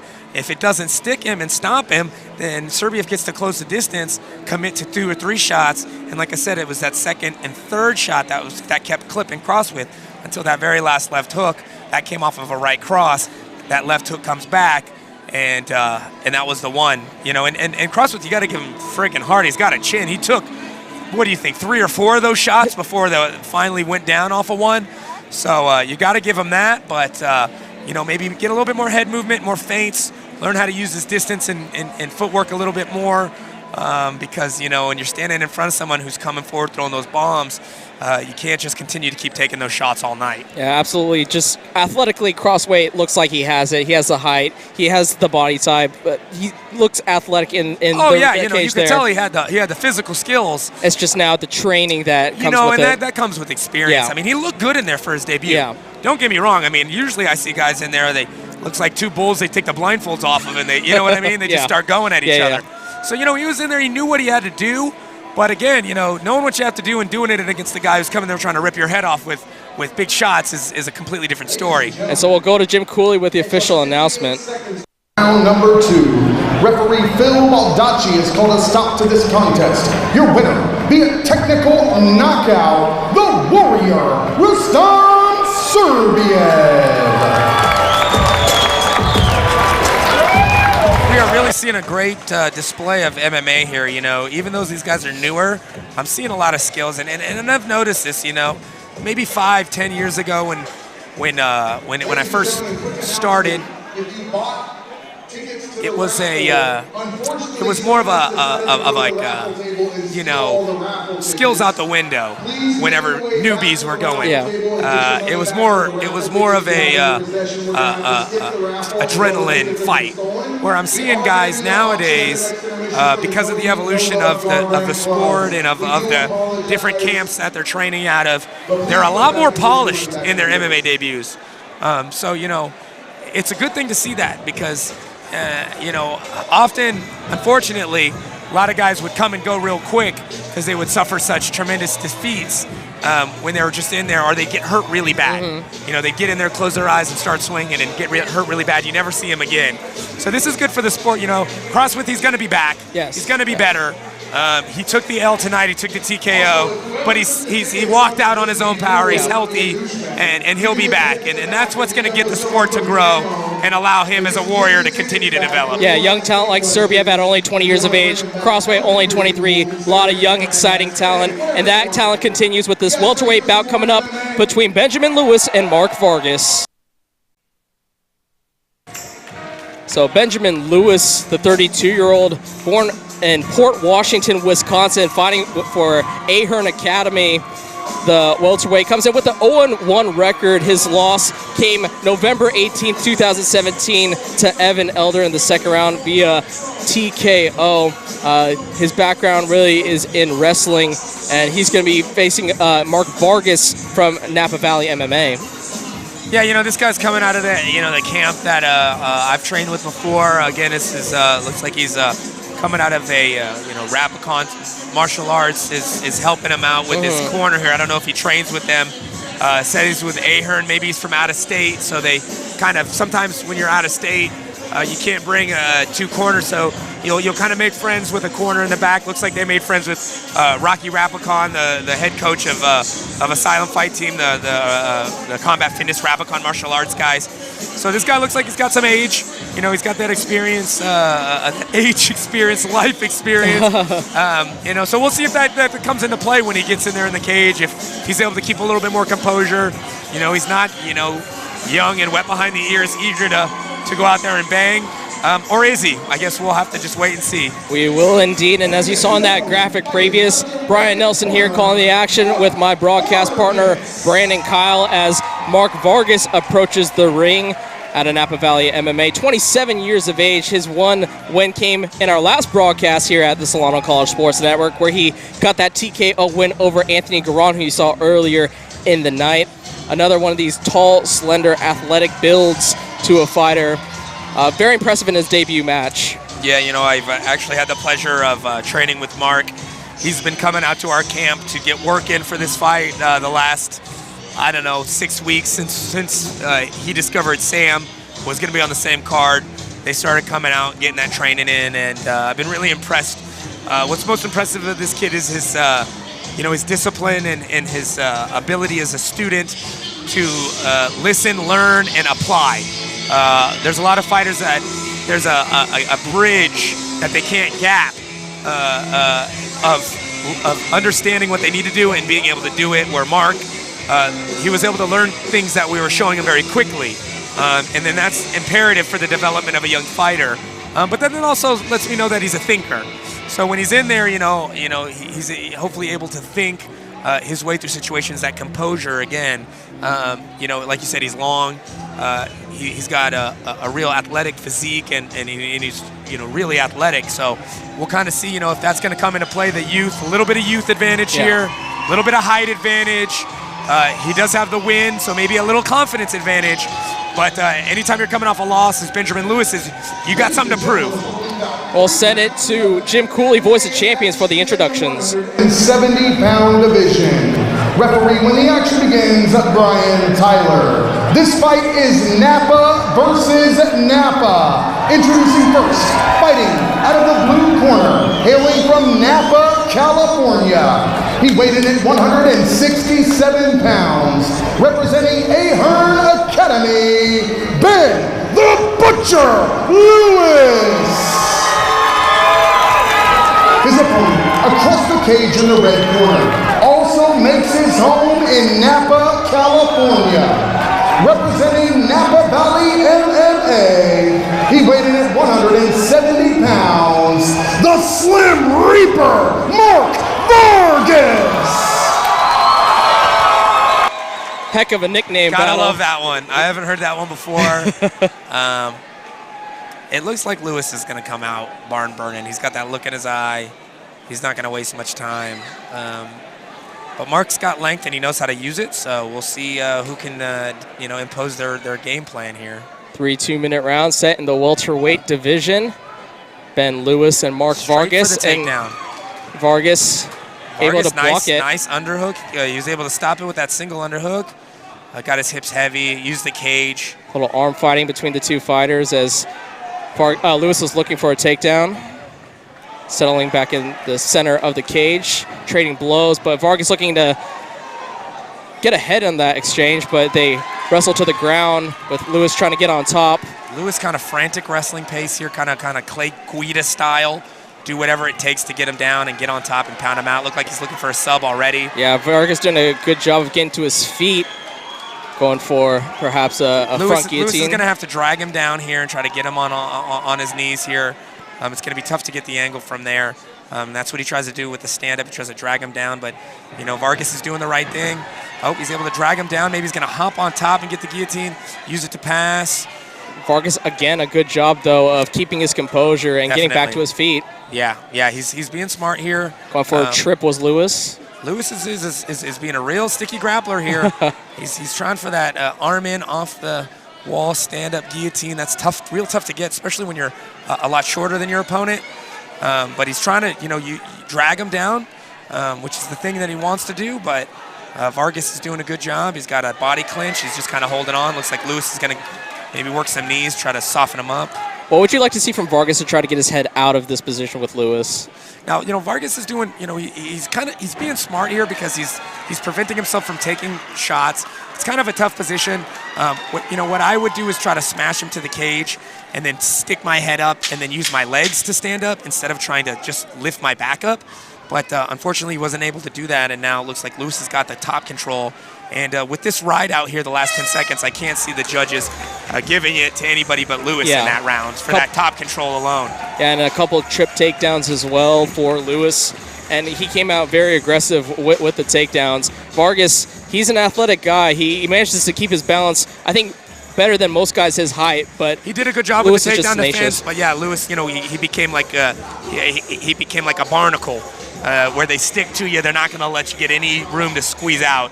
Another thing that Vargas could have done is try to sit out. That's where he almost fakes like he's going to try to sit out one way, and then he kicks his body out the other way and kind of break that grip, that head and arm grip that Lewis had, and we'll see if that position comes to pass again here in the second round. I see probably more of those type of positions as Lewis obviously wants to close the distance, charge forward, use the grappling to control this fight, where Vargas is going to try to keep the distance with straight shots. So I expect to see some more of those kind of back and forth grappling exchanges here in these later rounds.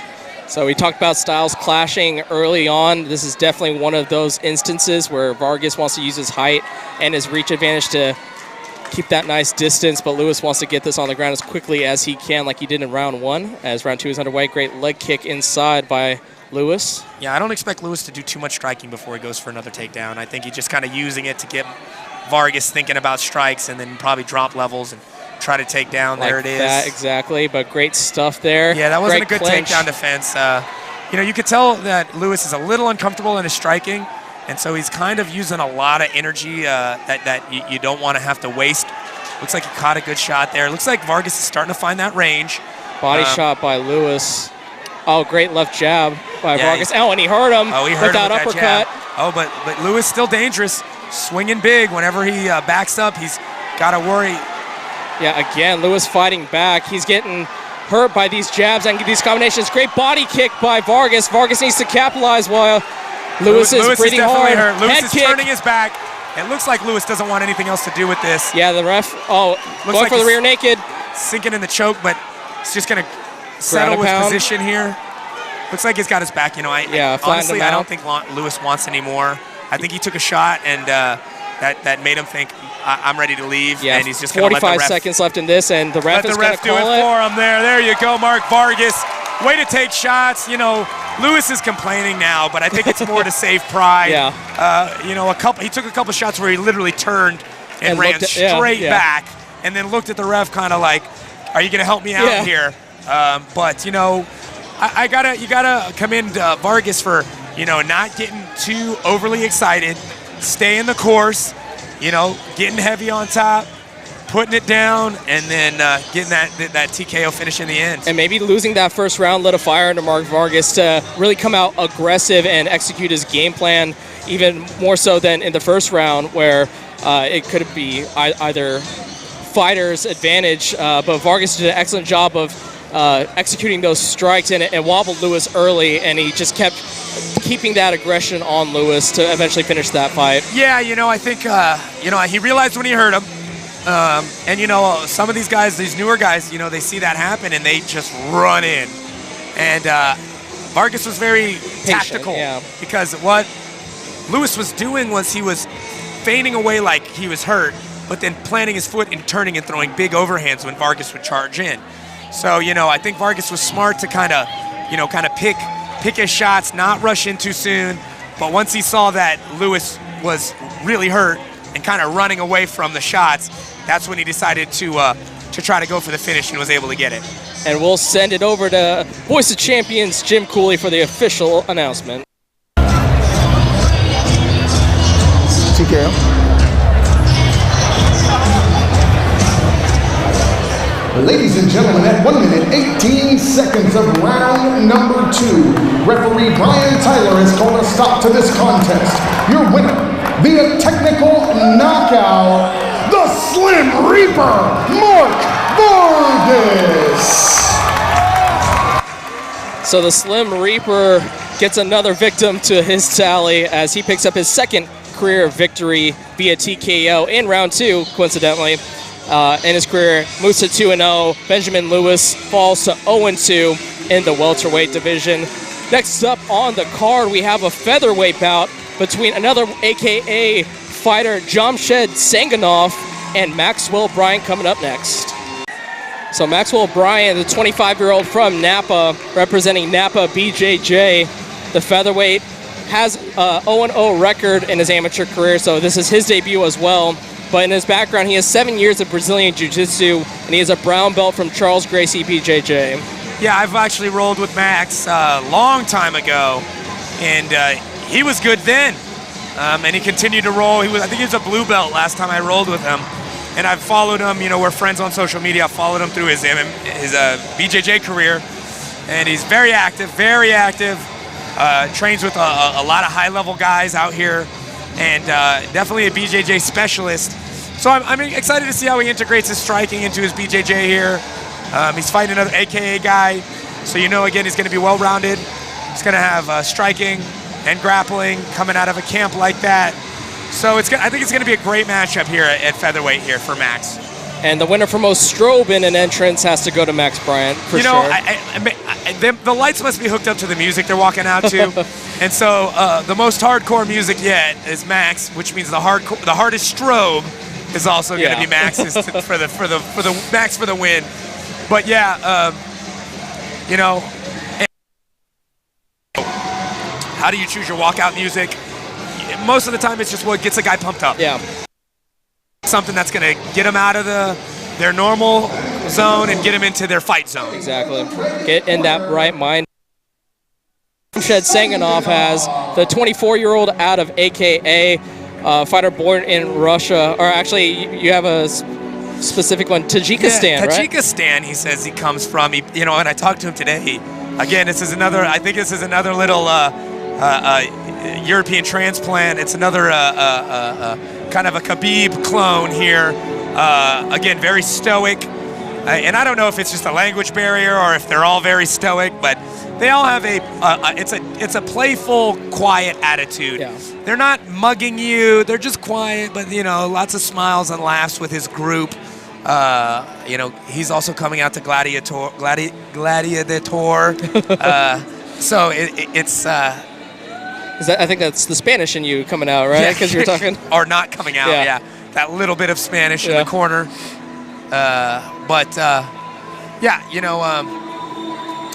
If the beard is any representation of this guy's or the back hair, or of this guy's strength, he probably has that bear strength too. But we'll see here. You get a mindset from guys out there. Yeah. And I think that's why these guys are so tough. They come from pretty tough areas of the world where fighting in a cage, sometimes can be very trivial and small to them, coming from where they come from, and the experience of coming to America and being in a new place.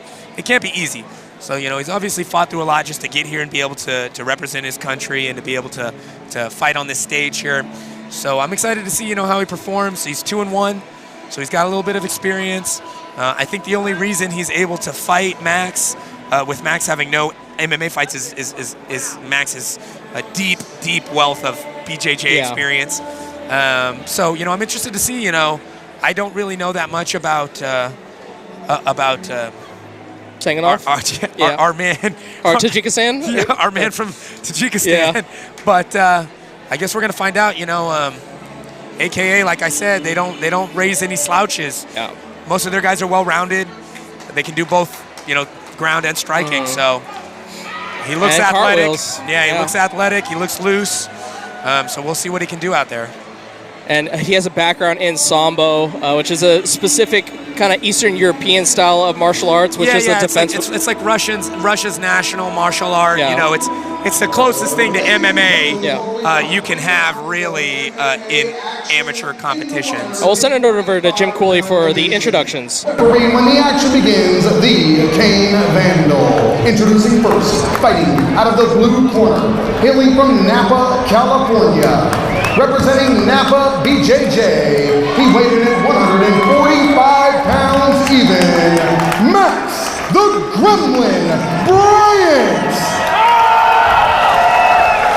His opponent across the cage in the red corner, hailing all the way from Tajikistan, representing AKA San Jose, he weighed in at 145 pounds even. He holds a mixed martial arts record of 2 big wins, opposite 1 defeat. Jamshed Sanganoff. So Sanganoff Bryant getting set for this featherweight bout. It's going to be a very interesting, again, clash of styles. Yeah, I see Sanganoff moving already, jumping around. It looks like he's going to be in and out. Bryant's going to have to learn how to close that distance pretty quick, because Sanganoff looks like he's going to have that low stance coming out. Very quick pace early to start this fight. Yeah, Bryant's going to, like I said, he's going to have to find a close that distance and get there. It is. He's got clinched up, and then that first clinch is always important to see, how much control can I have over a guy. It's important for Sanganoff as well to know, can I stop a takedown?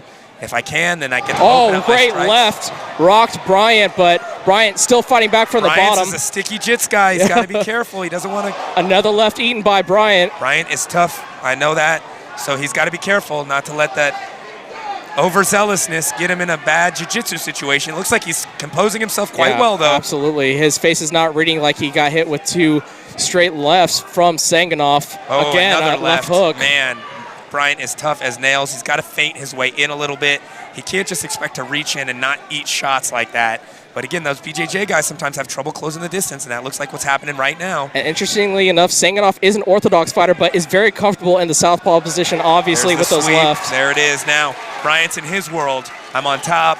Now let's see what kind of guard game that Sanganoff can bring to the table here. Yeah, you're not in Tajikistan anymore. You're in Max Bryant's world. You're in Northern California now.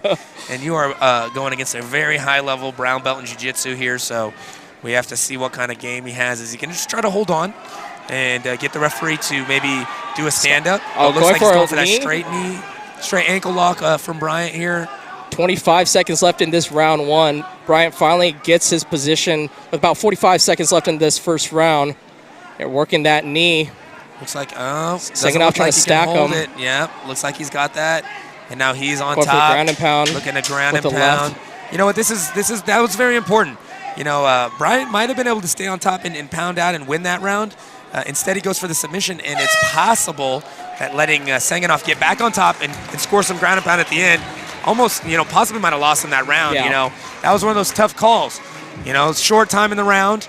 Do I go for the submission? If I don't get it, let my guy get back on top and score points, possibly steal the round. Right. It was a close round up until that moment, and I think with that little reversal that Sanganoff got at the end, that was enough to win him that round solidly. Yeah, both fighters had their moments in that round one. Sanganoff early with his lefts, found his range, but Bryant able to eventually get his takedown and work the knee bar. But as you alluded to, Brandon, allowing Sanganoff to get that position and score some points within the last 10-15 seconds of that round. Yeah, the last 10-15 seconds is very important, especially on a 2-minute round, a 50-50 round, or a heads-up round. You don't know who's going to win the round. That last 10-15 seconds, whoever gives the last little push, sometimes steals that round, and sometimes stealing that round could win that fight in the end. So both corners have left the cage. Napa BJJ representing Max Bryant, a.k.a. with Jamshed Sanganoff, as we are set with round number 2. Let's see what kind of adjustments Bryant's corner has made. He needs to feint a little bit. He can't just stand there and be a still target. He's got to throw some feints, some jabs. Catches the leg kick. The leg. Rolling. Goes straight into that knee. But again, he's got to be careful. He can't do any twisting. So he has to use that to either take the back. He doesn't. And now, and that is I incidental. totally think that was, on an accident. Bryant was getting up, and Sanganoff was eager to get in there, start mixing it up, and caught him right on the junk there. And so Max Bryant will have a moment to regain his faculties, and we'll just take this time to do a little station identification. You're watching the Solano College Sports Network here in Napa Valley Expo. Bay Area Combat North Bay Face-Off 2. Brian Nelson alongside Brandon Kyle. Almost messed up my own name. I almost called myself Brandon. You in the middle of it, you were about to, It's Brandon Nelson and Brian Kyle here. We'll just swap. Yeah. And then we'll swap halfway through the broadcast. They'll never know. I know we have initial good chemistry on the commentary team. I don't know if swapping names is if we're at that level yet. I'll keep my own name if that's all right, Brian. I just always like Brian. That's all. I always wanted to be a Brian. I did too. So I was very happy with my lot in life. So Max Bryant, not to be confused with Brian, is getting his time in the corner. Yeah, sometimes you need a little bit more time depending on how bad it is, and you never want to rush in there too soon. Some guys, they just want to get right back in there. Mm-hmm. But I think it's smart to take your time. Make sure you're all set, because that can weaken you to take that shot. So, another good body kick from. But again, Bryant might have caught that leg kick on the tail end, as Sanganoff misses wildly with that left hook. Again, going with the southpaw stance predominantly is Sanganoff. And this really does look like a striker versus a grappler. This is a good old-fashioned, I'm trying to knock your block off, and I'm trying to get you on the ground and tap you out fight. And which makes it interesting, because, at every time they separate, you never know what's going to happen. Is Bryant going to get the takedown, going to get a good position? Is Sanganoff going to land a big shot and hurt Bryant? You just don't know. And that's why it's always exciting to see when they're standing right here toe-to-toe in the pocket. Yeah, Bryant couldn't do much with Sanganoff up against the cage, but again, second time. I couldn't see from this angle, but if that was another low blow, we've had a warning. That was another nice low blow. We saw a point being taken away from Braden off no warning at all, which is very rare. So I'm wondering here what Kane Vandal, the referee for this bout, is going to do. Yeah, he did admonish Sanganoff with a verbal warning of staying control of your strikes. Yeah, with the last one. So, and the ref usually doesn't. Yep, looks like they're taking one. 2 times that happens, and it's unfortunate because, hypothetically say Bryant goes on to win the fight. We'll see a replay before the. Gosh, that was a good one. Yeah, like in the streets, guys, that's a great technique. That's going to pretty much put an end to the fight right there. But we can't do those strikes here in the cage. Got to have some rules to protect the fighters. Nice another left. Yeah, Sanganoff really finding his rhythm with that straight left to Bryant. Yeah, he's hurting Bryant with hands here, but Bryant is a tough, like I said, he's a tough SOB. He's come forward. He's trying to grind. He really needs to take him down and try to finish on top. Because, even if he gets a point taken away, it could be a 9-9 round. He's still behind. He really needs to try to do as much as he can to win this round and make it a 2-point swing if possible. Yeah, takedown would help, but Sanganoff ends up on top again. Similar to the first one, Superman punch left, misses. Yeah, jumps on in there, and you know what? Sanganoff is just, kind of controlling this fight as far as everything other than the grappling. And even in the grappling, it looks like Bryant is trying a, kind of a, let me fall down with you and try to grab something on the way technique. That can be effective, but a couple things that are deterring him from doing that here is first of all, he's got these, leg guards on, which when you're coming with leg locks, and you're not used to setting up and locking in leg locks when someone has shin guards on. So that's going to deter him right there. And plus, he's eaten some major shots every time.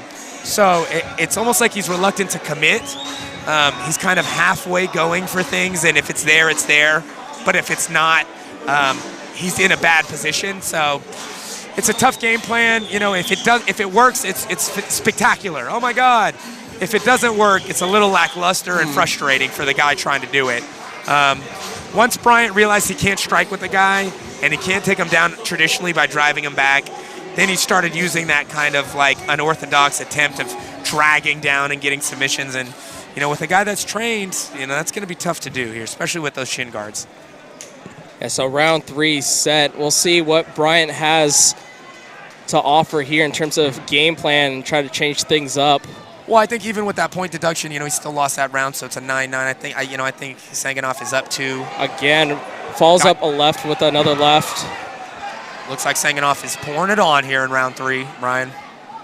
Yeah, absolutely, and trying to get side control on Bryant, but Bryant this is a dangerous position. This right here, even though he's on top, is more dangerous for Sanganoff than being standing up with Bryant, just because even though he's on top and he's technically winning in this position, this is where Bryant feels a lot more comfortable, and this is where Bryant gets tricky. Look at him crawl up, trying to get the arm bar, looking for that sweep. Now Bryant's on top. See, that's how quickly he can switch. Bryant feels very comfortable on top. Hammer fist from Bryant, trying to follow up, trying to finish Sanganoff, going into side control. Nice hammer fist to the body of Sanganoff.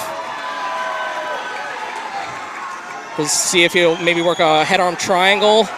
He needs to set up a submission here, I feel like. Staying on top, you still might draw. Even if you win this round, lost the first, tied the full second. mount. So I think he's got to be eager to go for that finish. He's got 45 seconds. I think he's got to do what he can to try to get this finish, because if it goes to the judges, it's a big-time coin flip. You don't know who's going to take this. 35 seconds left in this fight, but Bryant in the best position he's been in this entire bout. And you can tell the crowd has been waiting for Bryant to get in a dominant position. Him being the hometown boy, been waiting for something to cheer for. As soon as he got that top position, you could hear the crowd just really screaming for Bryant. Sanganoff is kind of losing steam here, 15 seconds. I'm not sure if Bryant's going to set up an armbar or something here. I suggest he does. I think he is. Here it goes. Going for it, and great job of 2 hands by Sanganoff. Oh, Sanganoff's in trouble. It's close. Oh, he wraps the leg over. He's going to make it to the end of the round, and that was a really exciting third round to a really exciting fight there, Brian. Yeah, buzzer beater for Sanganoff to get out of that armbar submission, and I think we might be in the first situation where we might have a draw because of that point deduction. I can see it being 1-1 plus a 9-9 draw for that second round point deduction. I thought Sanganoff would have won that second round without that point deduction. So that's unfortunate for him, but he did. He hit Bryant twice. I'm telling you, those groin shots take juice from you. Even though we recovered, it still takes away a lot of energy when you'd have to take a shot like that. And so, I think that was a well-deserved deduction. Not saying that Sanganoff intentionally kicked Bryant. Right. But once you get the warning and it happens again. Twice he let his strikes go into foul areas, and when that happens, sometimes you just got to take that point, you know? Yeah, absolutely. And this being the first fight to actually go to a decision, a heck of a fight at that. So definitely. This will be an interesting one. First time Jim Cooley gives his announcement, and we don't know what the final. Yeah, you know, we've been going for those officials. We already kind of knew, and now we get to find out what's going to happen. And it could easily be a draw here. So, Jim, the folks want to know, what is the final decision? Yeah, what you got for us, Jimmy boy? What you got? The voice of champions.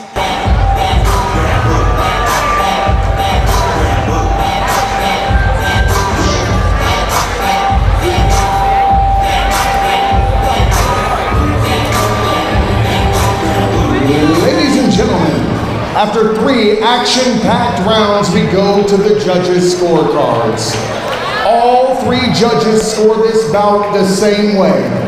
28-28, we have a draw. Yeah, that was pretty easy to see. The crowd's booing, but I mean, how else can you score it? Yeah, absolutely. We've gone through what Sanganoff did in the first round, and if it wasn't for that point deduction, he would have gotten a unanimous decision win. Yeah. But ultimately, with that point deduction was huge, as Jim Cooley calls for a rematch, and the audience definitely. I would love to see a rematch between these two. I'd love to see these guys in there again. Yeah, especially now that they know each other a little bit. They train for each other a little bit more specifically. That could be a really good one. Yeah, both very young. We talked about the evolution of MMA. All these young, talented fighters. Sanganoff only 24, Bryant 25. So plenty of time in front of them. They're just getting their feet wet in the sport, and you know, they'll both learn. You know, I think Sanganoff could use a little bit more composure. He's excited, throwing every shot with 100% gusto, and you can see later on came to pass in the third round. He had not much gas. He didn't have a lot of explosion to get out. Right. So you know, you got to be ready for that 3-round war. So you know, it's all part of the game plan. You know, so Bryant's got to learn how to use some head movement, a little bit of feinting. He's got to throw a little to close the distance. Use that cage a little bit more to aid his takedowns. And if those guys did that and then came back for the next show, I bet the fight would be even better. Yeah, the card has been excellent so far, but folks, it's time. The fight will be the Bay Area Combat Light Heavyweight 205 title between Lamar Gozi and Gregory Morales. So folks, this is the first of 4 title fights. This at the 205-pound division. Lamar Gozi making his way to the ring, ranked 6th according to Camo rankings, age 36 feet tall, from Oakland, California, fighting at a Team Dragon House. He comes in with a record of 4-3 and is looking to win this vacant 205 Bay Area Combat Light Heavyweight Championship. Yeah, these are the big boys now, guys. We're getting into these heavier weight classes, and this is where you're going to be able to see kind of how the power transitions up there. You'll hear the impact when these shots hit. Like, again, we've had a lot of TKOs and whatnot, but when these bigger boys start throwing in there, you can feel it. And when they smash against the cage, the whole thing will rumble, and you understand the importance of not taking shots from guys like this. And that's why these bigger weights are always so exciting, because no matter where a fighter is in the fight, they could be down 2.5 rounds, half a round to go, and land one shot and put the other guy to sleep like that. So you know, Goose has got a lot of power in those hands, those short shots. Fighting the much taller Morales, you're going to see come into play. He's going to try to land those overhands, land those hooks and uppercuts, close that distance, smash Morales to the cage and use those big shots. And then Morales coming out much taller. Again, you know, we find that height advantage and the necessity to stay and keep the distance. This is a stand-up fight too as well. And in the footage that I've seen, Gosi, really his opponents want to take him down, which kind of indicates to me that they think he's dangerous on the feet. And, yeah, he's got the power. And Morales as well. He finished his fight against Joseph Gazzetta. He clipped him, and he didn't follow up to his neck and rear naked choke him. He followed up with ground and pound. I've only seen 2 of his fights, but it kind of indicates to me both fighters really comfortable on their feet in this 205 title fight. And let's give a shout out to the 205-pound title sponsor, Pleasures Unlimited, for both men and women. They are the official sponsors for this 205 belt. Yeah, I do. I have a business account with them. I go there at least 2-3 times a week, just to get all of my... Wait, Pleasure Unlimited? I'm sorry, that was the other sponsor that I have a business account with. We'll keep that, never. We'll go back, just kidding. Edit that out. Never mind. Yeah. But yes, Morales is coming in. He's the third-ranked 180 or 205er in the state. So we got 3 versus 6 for the state for this BAC title here tonight. Morales is unblemished record of 4-0. So we're going to see if Goosey can do what it takes to put that first number 1 in the loss column here for Morales.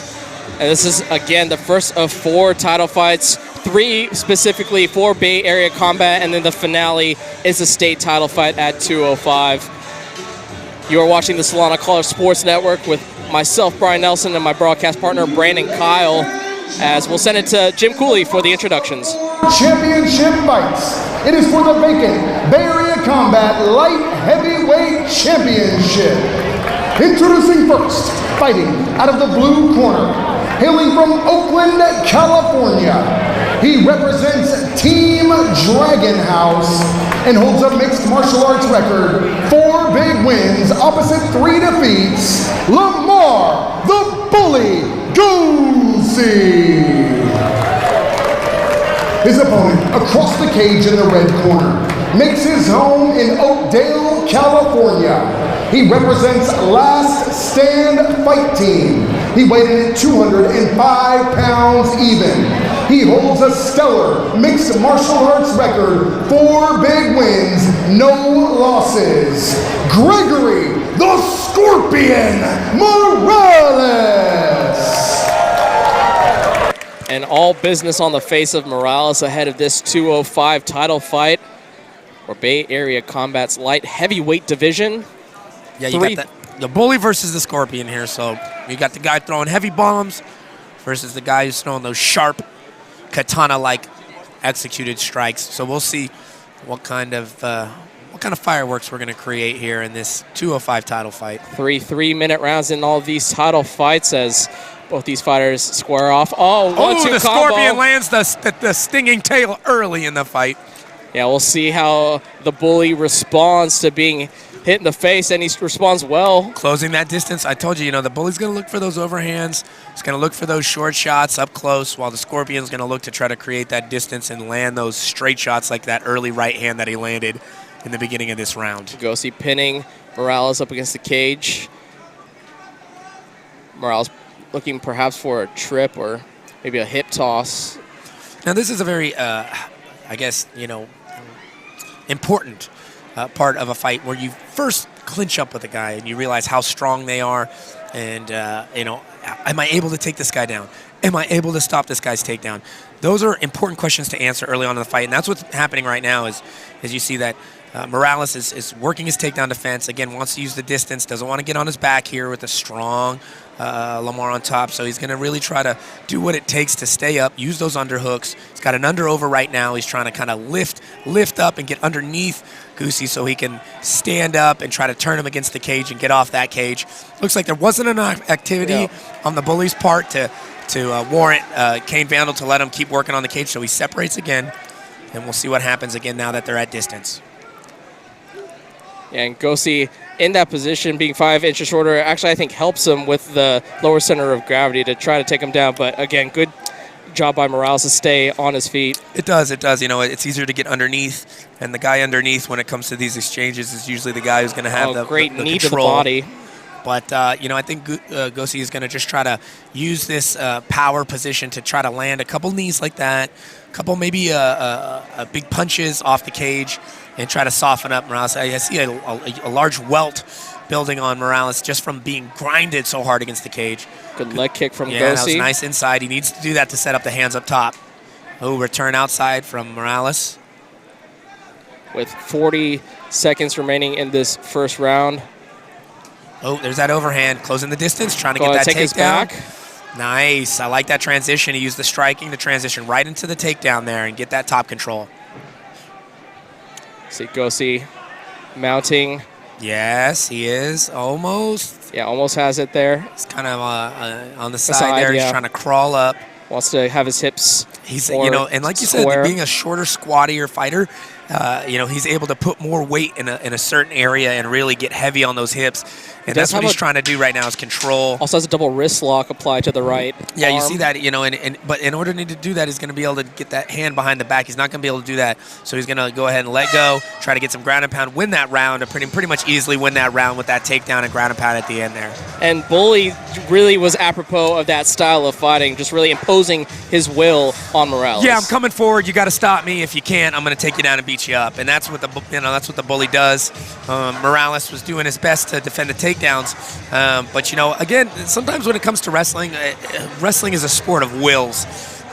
Sometimes you might have better skills or better technique, and the guy with that bulldog and determination and will be able to take that guy with better technique down just off the relentless aggression of the takedown. And that's what Gosi just did to win that round. He wasn't, landing from the outside. He might have ate that right hand early on in the fight. And I think he made the decision real quick that, I'm going to be strong. I'm going to push this guy around. I'm going to bully him, so to speak, and try to avoid the pinchers and the stinger of the scorpion here, Morales. So we'll see what Morales' corner with Last Stand fight team have to do in terms of adjustments here in round 2 of this title fight. I think he needs to use a little bit more footwork. Don't stand there and just throw. He needs to stick and move, make himself a harder target, make Gosi miss, and then make him pay. Don't try to throw big kicks and whatnot from right here, because then he's going to get caught taken down. He's got to do it off of counters and off of angles. So both fighters maybe feinting with some strikes. Yeah, and we got to cut that angle after that. Good knee to the body again from Gosi. Morales shrugs him off. Morales a little flat-footed, walking forward. That's easier to take down. That Muay Thai style. You're kind of marching forward. Hips are squared to your opponent. It's a lot easier to take down than that sideways kind of karate boxing striking style that you see other MMA fighters use. It's 45 seconds into this round 2. Gosi with a nice combination strike. Gosi's doing, he's picking good shots when to rush in and throw. Morales hasn't really hit him with any counters, so he's getting more confident lunging forward with big shots, and you can see that in his performance here right now in this second round. And also Morales with the mouth open, maybe conditioning factoring in. Brian, I noticed that in between the first and second round. Nice. Great, little mini soup there. But I noticed that between the first and second round. I said, man, Morales is already tired, and they didn't grapple that much. And it didn't look like he was doing a lot of exploding to get up, so I was surprised he was that tired. You're right, mouth's open, which is really a bad sign for 2 reasons, because obviously it shows that you're tired, but also if you get hit in the jaw with that mouth open, it's a lot easier to get rocked and knocked out. Going for the guillotine is Gosi. Really hard to see the hand positioning from our camera angle and where we're sitting. Looks like he's got one, and he doesn't even have the hands clinched. It looked like he was just almost trying to use it to kind of get his hips set, and then so he can pull out and start doing exactly what he's doing right now, which is start working on his ground and pound. Again, he's controlling the second round pretty easily. Minute left in this second round, so we'll see if Morales can get up, or if Gosi can pass and maybe try to threaten a finish here. Yeah, Morales trying to use the cage to his advantage. Trying to grab the cage. Yeah, it gets warm for gripping. You're not allowed to grip the inside of the link of the cage with your fingers or your toes. You can place your hand flat on there, but you're not allowed to use it for, like that, for leverage. To flip over, but Gosi, great job of keeping that top control. Too strong on top, yeah. Now, and this is the difference between amateurs and pros, where this position can be a little bit more advantageous for professionals when they're in guard because they can throw elbows. Those are the short shots. They come sneaky over the top, and they can cut the opponent on the bottom. Now, Garcia being able to only use punches here kind of limits his striking. He has to posture up to throw big punches, so he can't safely ground and pound like he would if he could use elbows right here. But now having the back, ground and pound. looks like now he's not worried about a buck because he has the back. And this 5 could get seconds stopped left. here. This is short time. I know it's a title fight. Oh, man. Morales barely made it out of that round. Another 10 seconds of that ground and pound. I think it came Vandal. The ref would have stopped that fight. Yeah, and Garcia, after getting that top position, eventually stood up, but immediately got another takedown, continued with the ground and pound approach, and Morales barely survives to see round 3. Well, you know, when I tell Morales, you got to be lighter on your feet. You got to be sticking and moving. But when you're tired, the first thing to go is your legs. And then that's why it's so important to get your miles of running in as a fighter, because once your legs go, you're a sitting duck out there. So right now, you know, even though Morales needs to be lighter on his feet to avoid these takedowns, you know, with his fatigue level where it's at, that might not be possible for him. So he's going to sit here, he's going to try to plant his feet, he's going to try to time those takedown attempts by Garcia, hit him with big shots, and then maybe try to finish him afterwards. Yeah, and if you're Garcia and you've had this continuous momentum in the first 2 rounds, do you deviate from your plan at all, or do you just continue what you've been doing? I say more of the same. Pour it on. You know, like I said, 10 more seconds in that round, and Garcia might have finished Morales. If Garcia's got good ring awareness, he knows that, hey, man, Morales is on his way out. As long as I continue to do this and push and break him, I should be able to finish him by the end of these 3 minutes in this 3rd round. So round 3 underway. Final 3 minutes. Morales looks like he's underwater, is what I call it. It's just everything is slow motion. Yeah, and those knees to the legs or those kicks to the legs from Garcia, he feels them even more in his current state. Yeah, once your legs start to tire up, those kicks you start to feel every single shot. Good body kick, you know, kind of hit up on the shoulder, the lat, didn't hit the softer body, but still doing damage here. Morales Superman punch. He's hanging in there, but, you know, he's got to have to land a big counter shot to change the momentum of this fight. Garcia looking for that spinning attack. Whenever you see a fighter turn his hips like that, usually he's looking to bring either a back fist or a spinning back kick, heel kick. But he kind of bailed on it, didn't feel it. So 45 seconds in this round 3. Garcia content to stand up with Morales as Morales is tiring in this one. I think it's only a matter of time. I think Garcia about maybe halfway through this round might start to go for that takedown attempt. Might as well solidify that win by taking him down. And he almost finished him with some ground and pound last time. So I think he's just kind of setting him up for that takedown. But then again, Garcia's been fighting hard. He might be tired, and takedowns take a lot of juice. So, you know, to be able to rally enough mustard to take somebody down at the end of a fight can be tough, and he might be content to just stand and bang it out as well. So both fighters in the center of the cage exchanging blows. Definitely fatigue setting in for both fighters. You can see them both start to slow down here at the end of this 3rd round. About halfway through, 1:30 left. As Morales and Garcia fighting for this 205 title. Bang, about halfway through the round. He takes that down. He's going to look to pass, get some ground and pound, maybe finish the fight from here. He's got to get heavy. The full mount. Bam, heavy on top. This is bad news for Morales, man. Gregory Morales. He's going to lose that undefeated record if he doesn't find a way to get up off his back and do some major damage to Lamar Garcia here in this championship fight at 205 for Bay Area Combat. Yeah. We'll see how Garcia positions himself in this great position on the ground. You know, I'm pretty sure Garcia's content with staying here. You know, a minute left. I'm mounted. I'm going to try to punch. Maybe you might see 30 seconds left to go for submission, but I doubt that he does anything risky. I think he's going to ride it out and just pound it out here. Maybe look for a finish with the ground and pound. Yeah, he's going for a little arm locks just to sort of change it up a little bit, but really content with those hammer fists. Yeah, you know, you do that to get a guy to defend it, then as soon as he starts to defend it, you rear up and do exactly what he did. Looked like he might be setting an arm bar. If he puts that foot up, those lefts are he's going to go for that. But that's the end of the fight, guys. Oh. Get off me, Rev. Yeah. Hey, what a performance by Lamar Garcia, you know. He did exactly what he had to do. He read his opponent. You know, he took out a very dangerous, undefeated Gregory Morales to claim this vacant BAC title fight here tonight. Got to give him props. That was a great performance from Garcia. Yeah, first of 4 champions crowned as Lamar Garcia gets the strap here in Napa, California at the Napa Valley Expo. Bay Area Combat North Bay Face-Off 2. Gosi, your first champion at 205. And yeah, you know, that's experience right there. That's 7 fights. That's, you know, knowing what to do, when to do it. You know, maybe Gosi, first round when he gets on top, goes too hard, wastes too much energy, gasses later. You can tell that he's, you know, probably lost a fight like that. So, you know, living and learning from those negative experiences, looked like he kept his composure from start to finish and was able to pull out that impressive third round victory. Yeah, absolutely. So Dragon House MMA, you have a champion amongst yourselves. And it's a bit of an upset, as in the Camo rankings. Gosi coming in ranked 6th versus Morales ranked 3rd. Yeah, and that 4-0 record it means something in this division. It's a tough division to fight in, and just being able to take out a guy that's 4-0 like that on a stage like this for a championship, that's great showing for Gosi.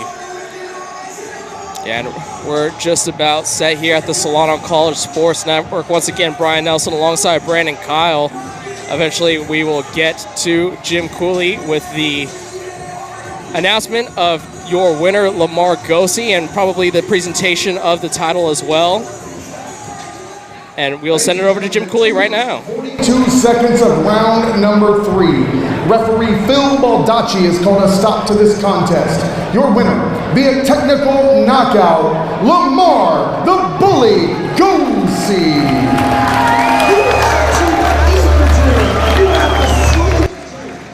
There you see Gosi and Morales embrace after the fight. Both fighters giving a lot of effort in that cage here tonight in Napa, California, but Gosi is your victor. And does not look like they, yeah, I think they're gonna interview with Jim Cooley. We'll send that to the cage side now. Keep him on the ground and pound him, messed up his face a little bit. How do you feel about the performance? I feel really good. That was a great opponent. I just came back, got a three-year sit down, trying to get my career right. But as all of us, I know we all working here. So, man, if you want to live your dreams, live it. Absolutely, man. 3 years. You had the big layoff. You came back. You looked great. You controlled most of the action. Did he hit you hard with that first shot when he knocked you down? I don't remember him knocking me down. But yeah, the kid. When you slipped. I gotta watch the video. I don't remember. All right, man. Well, congratulations on a great victory, Lamar. Welcome back to the cage. So pretty impressive for a 3-year layoff. Absolutely. To come take on a 4-0 guy, period. A streaking guy like Morales. Yeah. To come in and take him on for a high-profile fight like this, you know, that's says a lot about his confidence coming back, and you know he's going to ride that wave now, and excited to see him back in the cage again. Yeah, Morales, all 4 of his fights have been since November of 2017, so he's been fighting consistently. Yeah, he's on a streak with those 4 wins, so you know that was very impressive by Gosi. Well, the title fights don't end there, folks. Next, we will have the 170 Bay Area Combat welterweight title fight between Camilo Mejia and Giovanni Amador Rosales.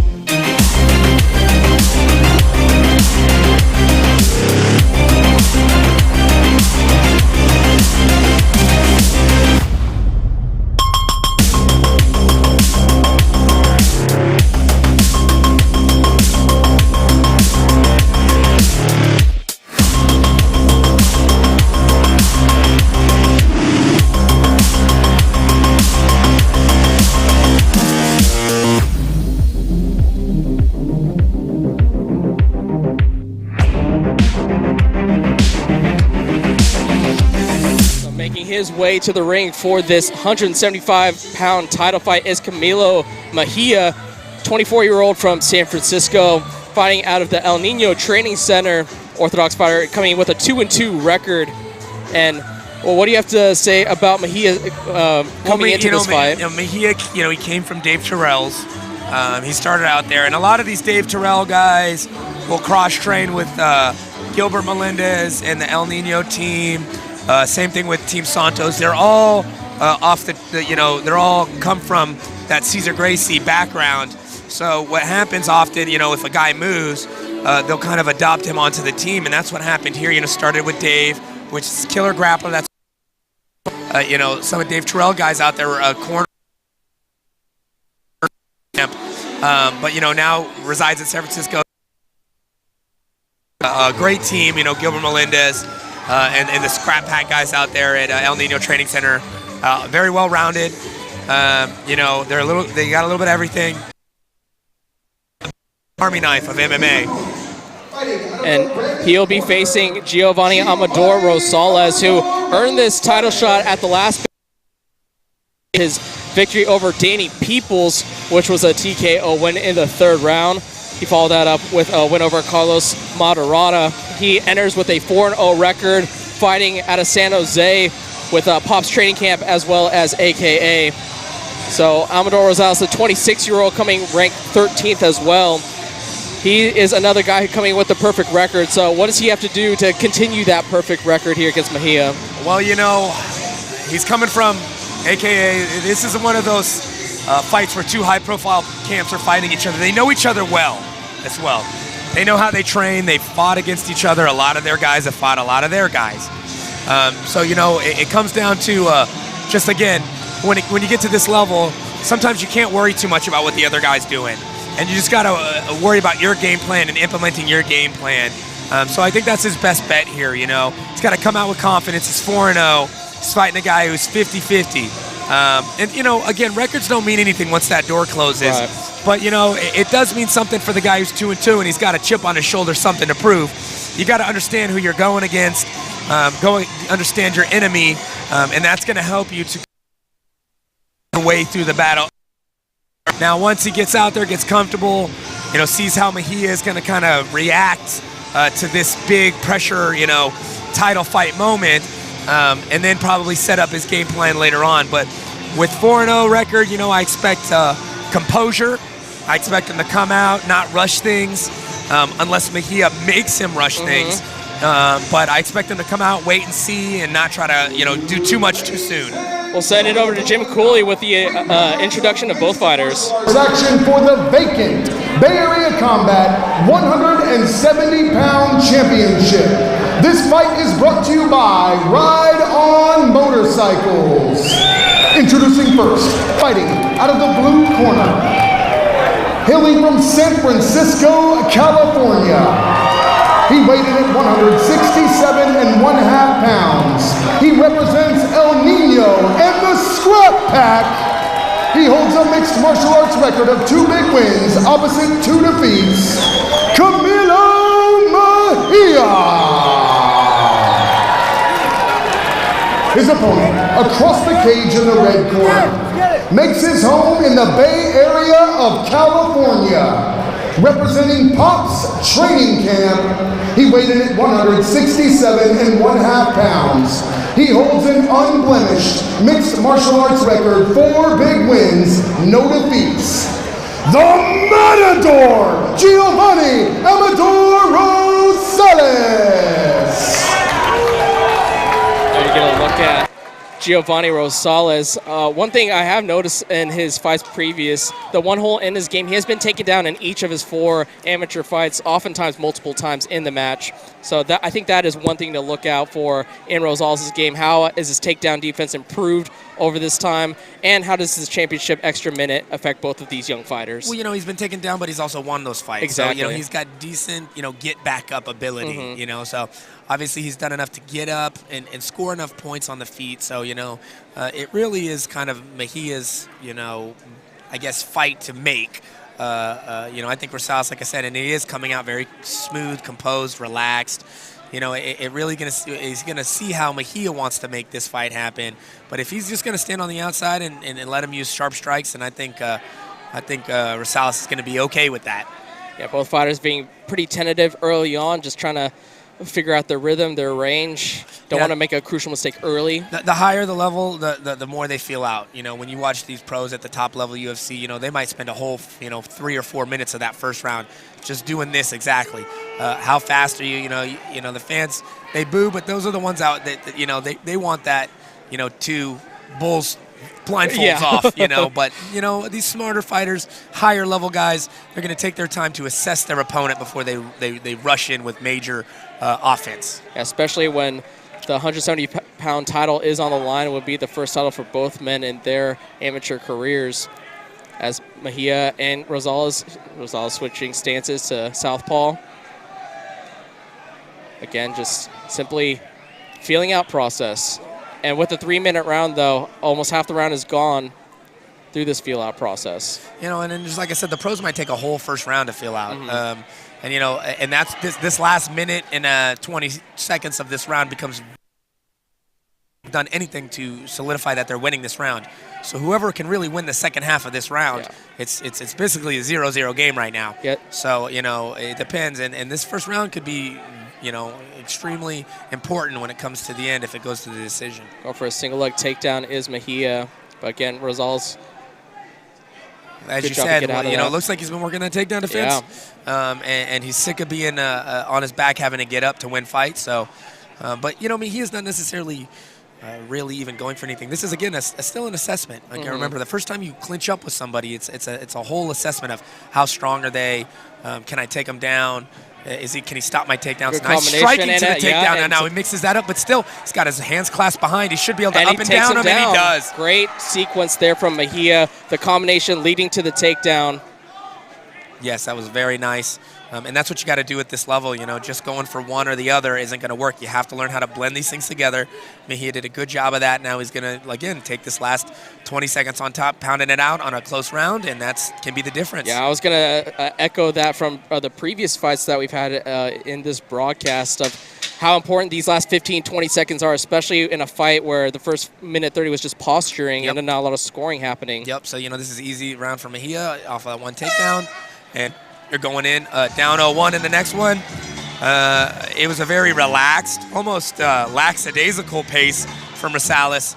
I'm sure his corner is going to try to wake him up, let him know, hey, buddy, you got to start putting some strikes on this guy because we can't afford to lose another round like that. From what I've seen in Rosales' fight career too, he has first rounds like that where he kind of feels things out and then he kind of puts on in the second and third rounds in terms of strikes.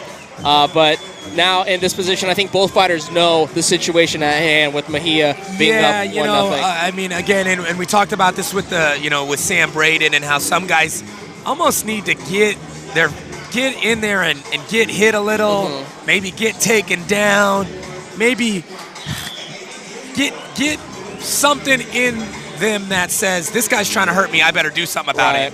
And the fight or flight instinct. And some guys need that. People say you're either born with power or you're not. I don't believe that. I believe you're born with the ability to hit someone as hard as you can or you're not. So often those guys that are not born to smash, the Mike Tyson types that have no problem ramming their fist as hard as they can into someone's face, sometimes they need to get punched to get that fire under their gut, to get them to really throw with that evil intent, they call it. We'll see what kind of fire are in the fists of these two fighters as the second round starts. Again, you can see more busyness. Rosales is tapping that jab. Oh, yeah, and like he hurt him. Taking Clipped his him, back, taking the back. trying to take his neck. But it looks like Mejia's turning in. He's got to turn in. He's got to turn and get on top right there. That's what he does. Great transition. Yeah, that's that grappling, that Dave Terrell, El Nino grappling. Those guys are really tough to hold. Yeah, those inexperienced fighters would kind of panic, but nope. Yeah, and then there's that weird transition point where you're you're about to flip him on his back, and a lot of guys that's a scary spot to be on that brink of either going on your back or flipping on his back. But you see, Mejia was able to stay calm there, keep driving, and now he's on top looking for the pass. Yeah, he's trying to pass the guard of Rosales, going maybe for a head-arm triangle. Yeah, it looks like he's trying to set that up, but he's going to have to be on the other side of slip Rosales. that leg out of that half guard, which it looks like he just did. And Rosales looks like he's going to give up his back. Going to give up the back to get out of that, but you know what? Giving up your back to any of these any of these Cesar Gracie guys is always going to be a tough position. One hook is in. Both hooks are in now, and he is not under the neck. Rosales doing a good job of kind of pinning his chin down, not letting that arm Got the body get triangle, underneath. though. He did get that body triangle. That is going to be tough. He's squeezing on the rib cage there. Even if he survives, the conditioning of Rosales with that body triangle going to suck the wind out of him with a minute 30 still left in this second round. Yeah, there's plenty of time to set up a submission here, and if the submission isn't going to work, he's going to be able to set up maybe, get back to mount and ground and pound, or try to ground and pound his way to a rear naked choke here from this position. Mejia following up that round one, probably a 10-9 in his favor with a very strong round two. Very offensive here from the bottom position. Yeah, this is big props to Mejia for being able to have so much control on the ground, especially with a 4-0 AKA fighter. Trying to go for the rear naked, but again. Yeah. Chin's down, though, for Rosales. He's doing a good job of defense, but, again, he's just surviving here. He might try to turn in himself, but he looks like he's having a lot of trouble dealing with the legs. Exactly. That body triangle is back locked in. He rolls to the foot side. 40 seconds left in this second round. Rosales just looking to survive as, again, flattening out is Mejia. That's a nice flatten out right there. He's going to give him opportunity to ground and pound, but, there we go, full mount. There's that ground and pound. Rosales fighting, trying to get out of that. Rosales has got the heart, man, and obviously at 4-0, you can see he's got the experience. He's not tripping out there. He's doing the right things. He's trying to keep moving, but, Mejia's just one step ahead in this chess game on the ground right now. And with that sound, 10 seconds left in the round number two in this 170-pound Bay Area combat welterweight title bout, as the referee will break. As, again, Mejia, a more dominant round two. Even more than the first, and people start asking, when do you consider it a 10-8 round from ground and pound? Well, I think that, that was, even though it was a great control round for Mejia, he wasn't able to really do major damage from the ground. He was most of the time looking for that rear naked choke that wasn't there. But what I like is when he realized it wasn't there in the scramble, he recollected the full mount and was able to score some good points there and really kind of put a stamp as the winner of that round two. So it's up to Rosales and his camp, Pop's training camp, as well as AKA, to really instill in Rosales a finish mentality, as he is down 2 rounds, most likely in the judges' eyes here. Unless we're, watching another fight, then the judges, it should be down 2 rounds to 0 for Mejia in this fight so far, the blue corner. But I've seen stranger things. Yeah, the adage of you never want to leave it to the judges. Yeah, you want to finish, and then let's see how Mejia comes out. He knows he's up 2 rounds. I assume his corner's is educated and lets him know he's up, and just make sure he doesn't get knocked out, and he should be all right here. And not surprised that Mejia is going to be pretty careful again here to start out round 3. He doesn't want to make a fatal mistake and lose this on a finish. You could see that. You could see, he's going to pick his shots. He's not going to rush in. And Rosales is the one who needs to rush in. Takedown by Mejia. Easy takedown. And you mentioned this in the pre-fight while these two guys were entering the cage, that Rosales has trouble with the takedowns. And, we'll see if he solidified his takedown defense, which obviously is something he still needs to be working on here. Yeah, so Mejia will work from this position. Is he trying to sweep the legs out and trying to get him down on the ground? Or you know what? Rosales, what he wants to do is get an underhook. He's holding on to that head. It's not going to work because it gives him the opportunity to do that. What he needs to do is get a fight for that far side underhook. He needs to get an underhook and then get his back to the cage and then turn his body to the cage and use the cage to kind of inch his way up with that underhook. The overhook sometimes makes it even easier for my opponent, because now I know that you're not going to be able to get underneath me and pry me up. I'm going to be underneath you, and you need to get underneath me to be able to get out of this position. So, it looks like Mejia just used that to take him down, past the side control, switches his knees, looking for that high side, back to that traditional side control there. It's going to be tough you can't sweep him the other way because the cage is there. So, I mean, Mejia needs to use that. Rosales needs to use that cage at this point. He's so close to the cage, he's not going to be able to use any kind of sweeps to throw Mejia to the other side. So he needs to get that left arm, far side underhook. He needs to try to sit up, get to his butt, get to a foot, get to a knee. It's one step at a time. It's like a staircase you got to climb. You're not going to be able to do a bounce and get up like a front flip ninja style from here. You got to start building your base. And that all starts with getting a hand on the ground, getting an underhook, getting a foot on the ground, and then getting up. But, Mejia's, again, that sticky grappling, heavy pressure on top, dominating the ground game so far in this fight and continuing to do so in this third and final round. Yeah, another 2+ minute advantage of Mejia, having excellent position on the ground in round 3. This has been all Camilo Mejia in this title fight. You know what I expect to see in Mejia this last 30 seconds to go for it. At this point, he's got the round. I doubt he worries about a submission from the bottom coming from Rosales. So I say he postures up and starts to pound for the finish. He's got 20 seconds left. If he does get caught in something crazy, I still think he wins the round as long as he doesn't get tapped out. So, I say go for it in this third and final round. He hears the 10-second clap. Yeah, right there on it cue. is. Goes. He's going to start to try to punish. Again, the elbows would be nice here, but he's doing his best here from this ground and pound position of being on top there. Great fight from Camilo Mejia. I mean, unless we got, Stevie Wonder and friends judging this fight, it looks like it's going to be a BAC title for young Mr. Camilo Mejia here, El Nino Training Center. Yeah, the 24-year-old showed his prowess here tonight in Napa Valley at Bay Area Combat North Bay Face-Off 2 in this welterweight title match between Camilo Mejia and Giovanni Amador Rosales, really controlling things on the ground. I think the training camp at an El Nino Training Center really focused in on that ground game, and Mejia exploited it, especially in those second and third rounds, and had a lot of control. Yeah, you know who you're going up against. You fight an AKA guy, you got to worry about these, striking abilities and whatnot. So, of course you're going to have that. You're going to want to have your ground game sharp.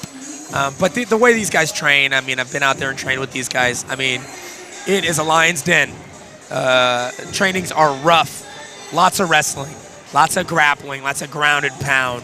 That grind, they embrace it. They are comfortable in it. So they like to put other people in it and see if they're comfortable in it. And if they're not, this is what usually ends up happening. And there you briefly got a look at Steve Barnett, the promoter of Bay Area Combat, as well as a look at the 170-pound strap that is most likely going to be awarded to Camilo Mejia. And we're going to send it over to Jim Cooley for the official announcement. Champion, no matter who won this fight, and presenting tonight's title belt to the new 170 champion will be the representatives from Ride On Motorcycles.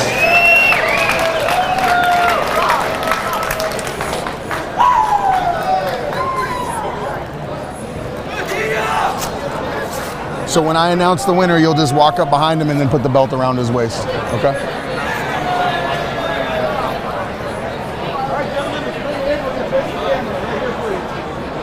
And it's the guy right in front of you. Ladies and gentlemen, after 3 championship rounds, we go to the judges' scorecards. All 3 judges scored this bout the same way. 30-27 for your winner by unanimous decision. A new Bay Area Combat 170-pound champion in the blue corner, Camilo Mejia.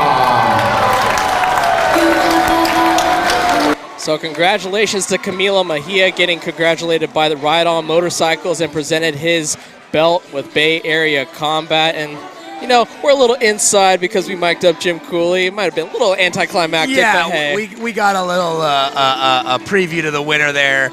Jim helping out these guest belt presenters, making sure that they know their marks here when it comes to strapping that brand new Bay Area Combat Championship belt there on Camilo Mejia for a great performance here tonight. 170-pound champ. So congratulations to Mejia. for winning the second belt of the night. But folks, like I said, 4 title fights, our third. One of the highlights for Brandon Kyle when we were talking before the event actually started, this is going to be for the 155-pound Bay Area Combat lightweight title. Anthony Beal, the only defending champion on the card, will be defending his championship against David Scuba. What's up, guys? I'm here with your brand new 170-pound Bay Area Combat title holder, Camilo Mejia. Camilo, hell of a fight tonight. Congratulations. How you feeling? Feeling great. Feeling amazing. Now, you took on a 4-0 fighter from AKA. You knew he was a crafty stand-up fighter. You were able to mix the striking in with the takedowns and the ground and pound and wrestling. It all kind of blended well together. Was that your game plan going into the fight? You know, kind of use your grappling to kind of, you know, tire him out and then, you know, look for the finish in the end? That was. My game plan was to really show all my abilities.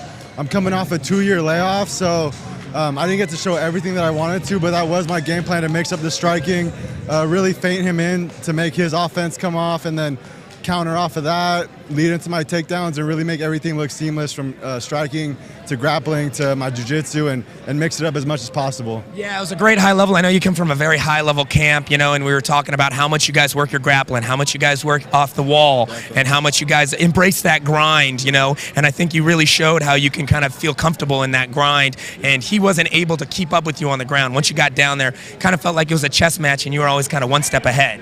Absolutely. That's, you know, we represent American Jiu-Jitsu. Jake Shields, he's our head instructor. I spent a lot of time training with Jake Shields and Nate Diaz and Gilbert Melendez, and I even make trips out to New York when Jake's out there, and those are really my big brothers, my mentors, and I spent a lot of time on my jiu-jitsu because I believe in our lineage, our Cesar Gracie fighter jiu-jitsu lineage. So I really look to display that, and as well as my striking. I didn't get to show as much this fight, but yeah, jiu-jitsu is definitely one of my strengths, and something that I'm always constantly working on improving. Yeah, well, we're super impressed with you. We can't wait to see you defend this 170-pound belt, man. It looks like the future's bright. Welcome back after your 2-year layoff, and congratulations on your championship, brother. We'll see you next time, man. Thank you. Good stuff. So Beal and Scuba getting set for a huge fight. Brandon, you were talking to me about David Scuba prior to this event. Tell the audience a little bit about David Scuba as a fighter. Oh man, Dave Scuba, he, like I said, you know, even though they're at 145, the guy hits like a heavyweight. Again, we were just talking in a previous fight about some guys, you know, are born with the ability to throw everything they have into their punches without fear of retaliation, of counters. Now, the Scuba I trained with, you know, he was thinking about hitting you, and that was all he was thinking about. Since then, he's recently went to Team Alpha Male, and I know he's done a lot of work on his wrestling and his jiu-jitsu, and he's really rounded out his game. So I'm interested to see if he comes in here, you know, the Scuba, the old Scuba I knew, the constant banger, willing to draw the line in the sand and throw toe-to-toe, or if we get that, you know, improved Scuba that's going to be mixing up his striking into his takedowns and his wrestling, taking on a real crafty, sneaky Anthony Beal, who has got a lot of length at 155. So it's going to be an interesting fight. You know, if Scuba can land one of those shots, it could end the fight like that. But Beal, he's got the tricks to stay away from those big shots and make it a real scrap. Yeah, Scuba coming in with a 3-1 record. His last match was a loss to Peter Ishiguro, who's another just tenacious fighter. So we've covered him twice. So a loss to Ishiguro, obviously not great for your record, but understandable as a quality fighter. Yeah, when you know, if you live by the bang and you die by the bang, and sometimes you're the one that's getting the bang for the KO. Sometimes you're the one who's getting banged, you know? Yeah, and he'll be facing Anthony Beal. You talk about his length. Also, another aspect to him, a sneaky, experienced fighter at age 23. Started his amateur career in 2013, so has a ton of experience at only 23 years of age. Yeah, and he started martial arts when he was like, you know, 8 years old, and grew in the traditional martial arts and made the transition into MMA. So he's got a nice background of footwork. And that's what traditional karate can do for these MMA guys, is give them distance control, timing, and footwork. And against Scuba, he's going to need that. to be able to stay away from those big overhands that Scuba can throw. Scuba also has a nice leg kick. So, you know, Beal's going to have to be able to deter those heavy outside leg kicks and right hands from Scuba. But like I said, he's got the length to do it. You know, push kicks, head kicks, you know, things that make Scuba worried about jumping in with big shots. He's going to have to do that. And so we'll see who can, you know, bring their A game today. I think either of these fighters could beat each other. You know, if they fought 10 times, it might be 5-5. Right. So I think we expect to see one of those fights here tonight, Brian. Yeah, this should be a high-level matchup here in the 155-pound division. Anthony Beal, your champion, he won that championship at Bay Area Combat on March 10th, 2018 against Freddie Rodriguez. And he's looking to defend that title against Scuba. And what you mentioned is going to be a huge factor in this matchup. Are we going to see a Scuba that's going to try to get into the space of Beal and stand up with him? Or is he going to try to use this new well-rounded approach that he's getting with Team Alpha Male and try to take him down? Well, what's interesting about that is, yeah, Scuba he has better wrestling. He has to. He's been a Team Alpha Male for the last year. But Beal's also got better jiu-jitsu than ever. You know, every time I see him, his jiu-jitsu game's a little bit better. He's really tricky off his back. He's able to get back up, so it's going to be a good contest. And let's send it over to the voice of champions, Jim Cooley, for the introductions. On Scoots, the Great Town Riders. It is for the Lightweight Championship. Introducing first, the challenger, fighting out of the blue corner, hailing from Concord, California. He represents Team Alpha Male, CSA, and Fight Corps. He weighed in at 156 pounds even. He holds a mixed martial arts record of 3 big wins, opposite 1 defeat. David Scuba. His opponent across the cage in the red corner makes his home in Vallejo, California. He represents Rapicon Martial Arts and Asylum Fight Team. He weighed in at 154 pounds even.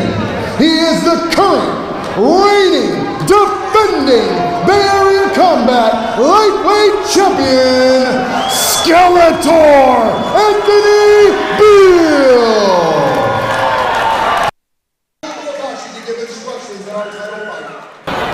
We'll actually listen in for the ref instructions.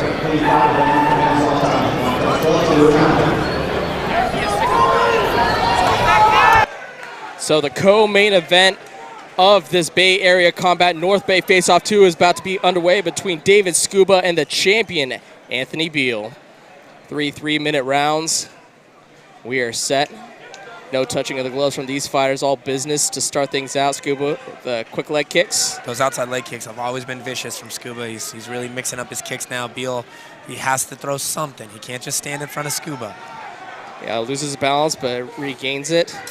He's got to use his length, use those push kicks, use his straights, or else Scuba's going to tear him apart. So far, and there there's that one. He caught one of those big right hands. Now there goes right to the wrestling. Scuba tries to get that leg sweep.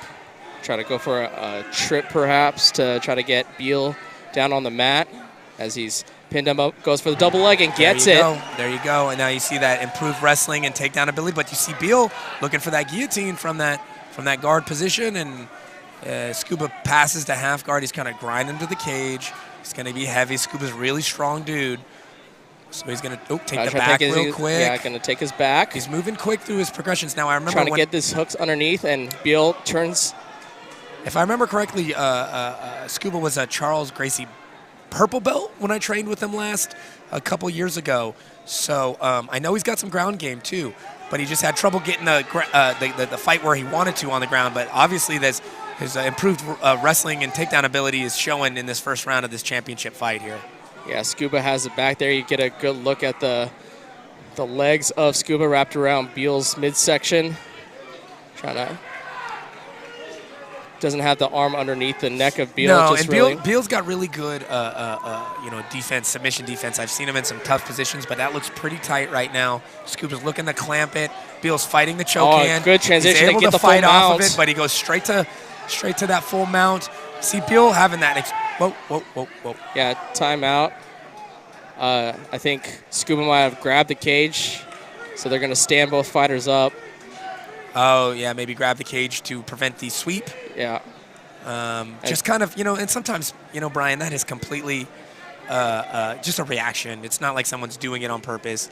But when when you're in a fight and you see that cage there, you put your hands on it. It's real easy as you start to go back to just maybe just bend those fingers a little bit to make sure you don't fall back. But back to the distance here, and Beal is going to start throwing his own kicks and straight punches. Looks like he's finding a home for those straights, and he's doing what he's got to do using the straights. Nice long knee there. Looks like Beal is getting his counter wrestling on. He's got an underhook. Looks like switch right from back. Scuba. Yep. Scuba obviously has been working that wall wrestling. But Beal, like I said, his jiu-jitsu, his grappling is much improved every time I see him. So and he's got great balance for such a tall, lanky fighter as well. That karate comes into play there. They do a lot of balance drills, the hopping around on one leg, having the control of the legs like arms. So you see that in the takedown defensibility here of Beal. Looks like Beal's going to try to do a step-back sweep, but no. It looks like Scuba's back, got him back on the fence. This is a great clinch war right here. Back and forth. Both guys are showing great displays of wrestling, counter wrestling. Scuba's got that single, finally able to drag down Beal. So second takedown for Scuba, and again trying to get into that full mount, but Beal's left leg preventing that from happening. Yeah, Beal maybe kind of use that leg lock, a threat to sweep, gets back up, starts great scrapping. Body kick from Scuba. Man, I tell you what, Beal is one tough son of a gun. Every time I see him fight, I think, oh no, this could be it. And the kid fights right out of it, stands up and starts swinging. You gotta love that about a champion. Yeah, the demeanor from such a rough first round where a lot happened to him, but he just goes to his corner really composed and not really too phased non-verbally from what I can see. And so this first round is very aggressive David Scuba though. So Scoop's landing shots, but Scoop's tired. I'm looking at his corner right now. He is breathing very deeply. Again, Scuba, this is one of the things, is he throws a lot into his strikes. He throws a lot into his slams. He throws a lot into his takedown attempts. So his ability to keep, grinding out this third round, because, again, Beal is a never-say-die type of guy. So if Scuba doesn't bring it this third round, things could change very quickly for him. Yeah, and it seemed like when Beal and Scuba got stood up, it kind of lit a fire under Beal as well, and his striking got a lot more aggressive, and his combos were being a little bit less tentative, almost obviously like with the feeling out process being over. He's upset that he's getting taken down. So, that's a good thing. Beal looks like he's ready to go in this third round. Scuba was breathing really hard, but he looks like he's recovered quite well. And, again, that comes from, his good conditioning. But we'll see how Beal is going to try to. Those long legs of Beal with those kicks, keeping Scuba away as round 2 starts. Just those thrust kicks. And he needs to keep that length, or else Scuba's going to be able to find another big shot. Bicycle kick block, Scuba going for Now, I'm impressed with Beal being able to put so many on Scuba that he's going for the takedown, almost, halfway out of desperation. And Scuba gets the single leg. Yeah, no matter what he's taking him down for, he's getting him easily. He's crawling around him. He's looking like he's going to isolate that arm, going to swing around, swing that leg over, try to isolate that arm, go for an arm bar from here. Beal is in a little bit of trouble here. Beal has to try to. He has it. Wrench back. The other way, but you know what? He's gonna go Americana lock. Yeah, but Beal's so long that it's gonna be tough to get enough leverage. And look at the neck of Beal. The flexibility is shown by the champion. Man, Scuba is all the way. See how Scuba's all the way up on him to try to get enough torque on it. Look at the face Beal's of not Beal. Even tripping. Beal's. It's some guys with these really long guys. You're twisting them forever, and you're like, dude, when are you gonna tap? Yeah. But finally, see, and then a guy like that, 6'2", locks his legs up around your head. Oh, and he taps, but finally. He got him. Man, what a battle from Beal, fighting that off. But the persistence of Scuba pays off, gets the tap out, gets the championship here in Napa, California. And again, we talked about it. What's Scuba going to try to do? Is he going to come try to bang and knock a guy out like he used to, or is he going to use those new skills and display a little bit of everything, which is what he did today?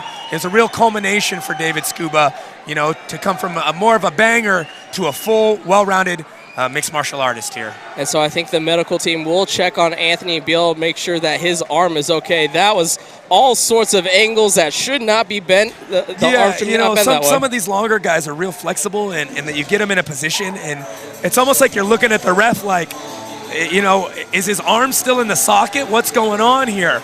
But what I liked about Scuba was the composure. He didn't bail. He knew what he had. He stayed heavy on top. I thought he was going to sneak around and try to pull that arm out.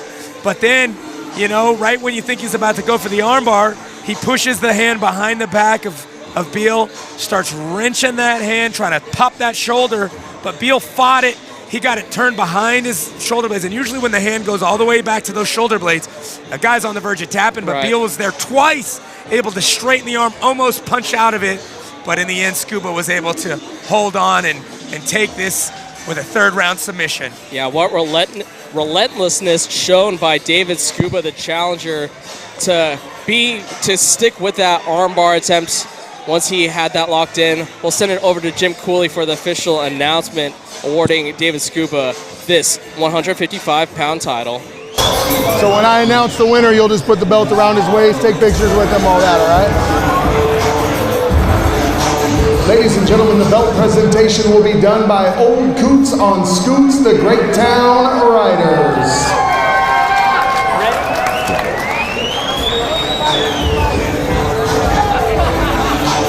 Show me my opponent. I got a recipe. Learned in this way, they call me Master P. I'm in the back seat riding with my masterpiece, kissing babies. Ladies and gentlemen, at 1 minute 13 seconds of round number 2, referee Phil Baldacci has called a stop to this contest. Your winner via tap out due to Kimura armbar, and new Bay Area Combat lightweight champion, David Scuba. Go ahead, guys. David Scuba with the Kimura, able to get the Bay Area Combat 155-pound title, being awarded the title by the belt sponsors, Old Coots on Scoots, the Grape Town Riders. And so Scuba gets the gold, gets to split that gold with his teams, Team Alpha Male, also Fight Corps and CSA. So great job from the 29-year-old getting the victory over a very game Anthony Beal. Well, folks, I hate to say that we have one last match, but it's going to be a heck of a match for you. Yeah, and it's for the State 205 title at the light heavyweight division. Daniel Compton and Adam Wamsley coming up next. Yeah, this is a bittersweet. We're here with David Scuba, the Bay Area Combat brand new 155-pound champion. David, it was a tough 3-round war, man. How you feeling? Feeling good, man. A lot of hard work, blood, sweat, and tears to get here, and I'm just blessed, man. Thank everybody that helped me get here, man. Yeah, you know, I trained with you before, and as you guys are walking out, I let everybody know, hey, I'd rather get hit by a heavyweight than get hit by this guy at 145. He packs that power at all weights, you know, but you were a banger. Last time I trained with you, I said you were a banger. You wanted to go solidify your wrestling game, and on your walkout, basically what I said is, are we going to see the old Scuba, the guy who wants to stand there and bang no matter what, or are we going to see the advanced Scuba, you know, using the new takedown ability, using the new wrestling that he's been training? And it looked like we saw the latter, the advanced Scuba, the well-rounded MMA fighter. I know you went up to Team Alpha Male, really solidify your wrestling in your different parts of your game. How do you feel like that's helped to kind of transform your MMA game? Yeah, I've been up at Team Alpha Male for the past year, and they're the best wrestling team in the world, best MMA gym in the world, and you've seen that tonight, being able to blend the striking with my wrestling, and it all came together for me tonight. So thank you to Team Alpha Male, Fight Corps, CSA, everyone I've been training with through this camp, and also big shout out to Combat Fitness. They made me the banger I am today, so much love and respect to everyone over there at Combat Fitness too. Yeah, that's really awesome, and I know they send their love to you as well. You know, I got a couple of your old teammates here to come see you and old coaches and whatnot. They still got that love for you down there. You know, you took on a real tough guy. Beal, you know, he doesn't always look like much. You know, you see him, he's not really muscular or anything, but man, is he tough as nails, and he's scrappy and he's crafty. You know, you put him in some real tough situations, he's able to wiggle out of them and get back up and start banging. Was that kind of a surprise? I mean, you know, I knew you were ready for a tough fight, but that kid really had something. Yeah, I mean, Beal's a tough kid, all the respect to him. He's tall for the weight class, bigger than most guys I'm gonna come across in my weight class. And plus, I'm a natural 45er. He's a 55er. So it was a big step up for me, and I'm glad to get the win over him. And I just feel my ground game was a step above his, and that showed tonight. Yeah, you were really kind of one step ahead when it came down there. You were able to take advantage once it went to the ground. And like I said, you were able to really mix in the striking into the wrestling and really show a diverse MMA game tonight. And I'm just happy to see you progressing in the game. What's next for you, Scuba? You know, you're the Bay Area Combat 155-pound title holder now. You got anything else lined up, or what's next? Right now, I don't really have nothing else lined up. I might try to grab another strap, or if not, I'm going to be having my pro debut in the fall. So hopefully I snatch up another one of these belts and then have my pro debut in the fall. So. Very nice. Well, we'd love to have you, if you're going to be sticking around and fighting for belts, maybe defend this belt one more time before you head off to the pros. But David, Scuba, it was a pleasure to host one of your fights here tonight. Congratulations on that title belt. Yeah, for sure, man. Thank you. Thank everybody at Bay Area Combat. Thanks to everyone that helped me get ready for this fight. Team Alpha Male, CSA, Fight Corps, Sean Sharkey, everyone that helped me. My brother helped me with the strength and conditioning in my corner. Thank everybody that helped me get ready for this fight. All right, congrats, Dave. So this is the main event time. Daniel Compton, Adam Wamsley for the 205 state title here at Camo. Entering first is the 6th-ranked light heavyweight in California, the 30-year-old Daniel Compton, coming in with a 3-3 amateur record, 1-1 pro record, interestingly enough. And coming off of a loss to Carte Taylor. But you were talking to me about Compton's game, really a powerful guy in that cage. Yeah, he's huge. You know, at 205, he's a 6'3". You know, he does striking up with, you know, Glory veteran kickboxer Zach Bunnell. He just recently is a new addition to Smash Fighter Gyms here with Rudy Ott, who's a staple in the Bay Area fight scene for many years. Rudy's guys are always well prepared. Again, they're kind of jack of all trades. They don't really have any major weaknesses. They're kind of good at everything. Real solid, well-rounded fighters. So excited to see what comes out of Rudy's guy here. Is newly added to the camp, but says that he wants to thank Rudy and Zach for all the help they've given him getting ready for this fight. And he'll be facing Adam Wamsley, one of the Napa fighters who has a huge influence here. He is an instructor over at Napa Fight Sports, who we've called a couple different fighters from that camp, fighting out of NorCal Fighting Alliance. So he is getting a nice crowd reaction.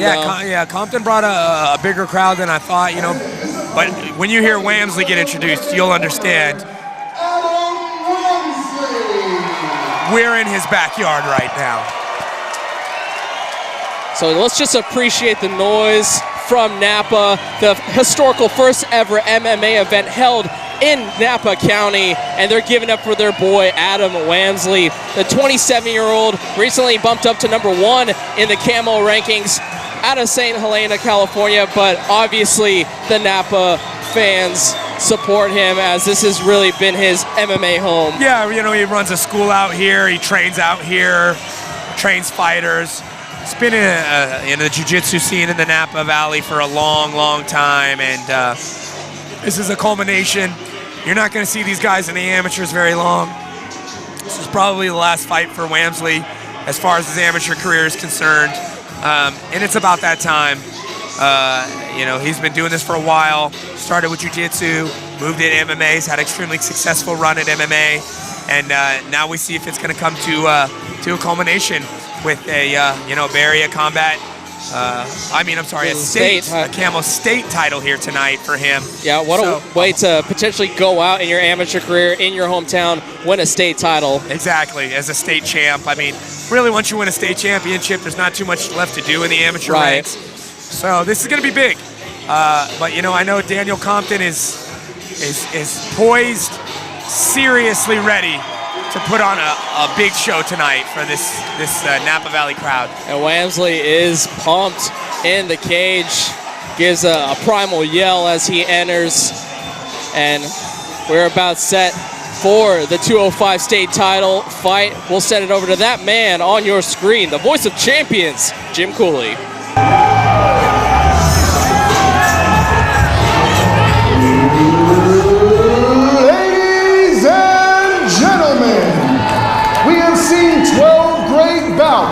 This is the moment we've all been waiting for, the main event of the evening.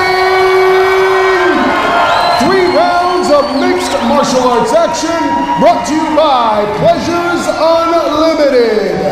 Tonight's main event is for the California State Light Heavyweight Championship. Fight fans, are you ready?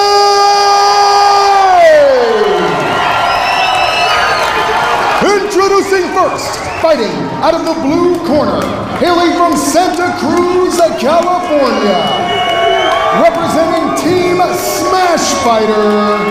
He weighed in at 205 pounds even. He holds a mixed martial arts record of 3 big wins, opposite 3 defeats. Ladies and gentlemen, Daniel Santo Compton.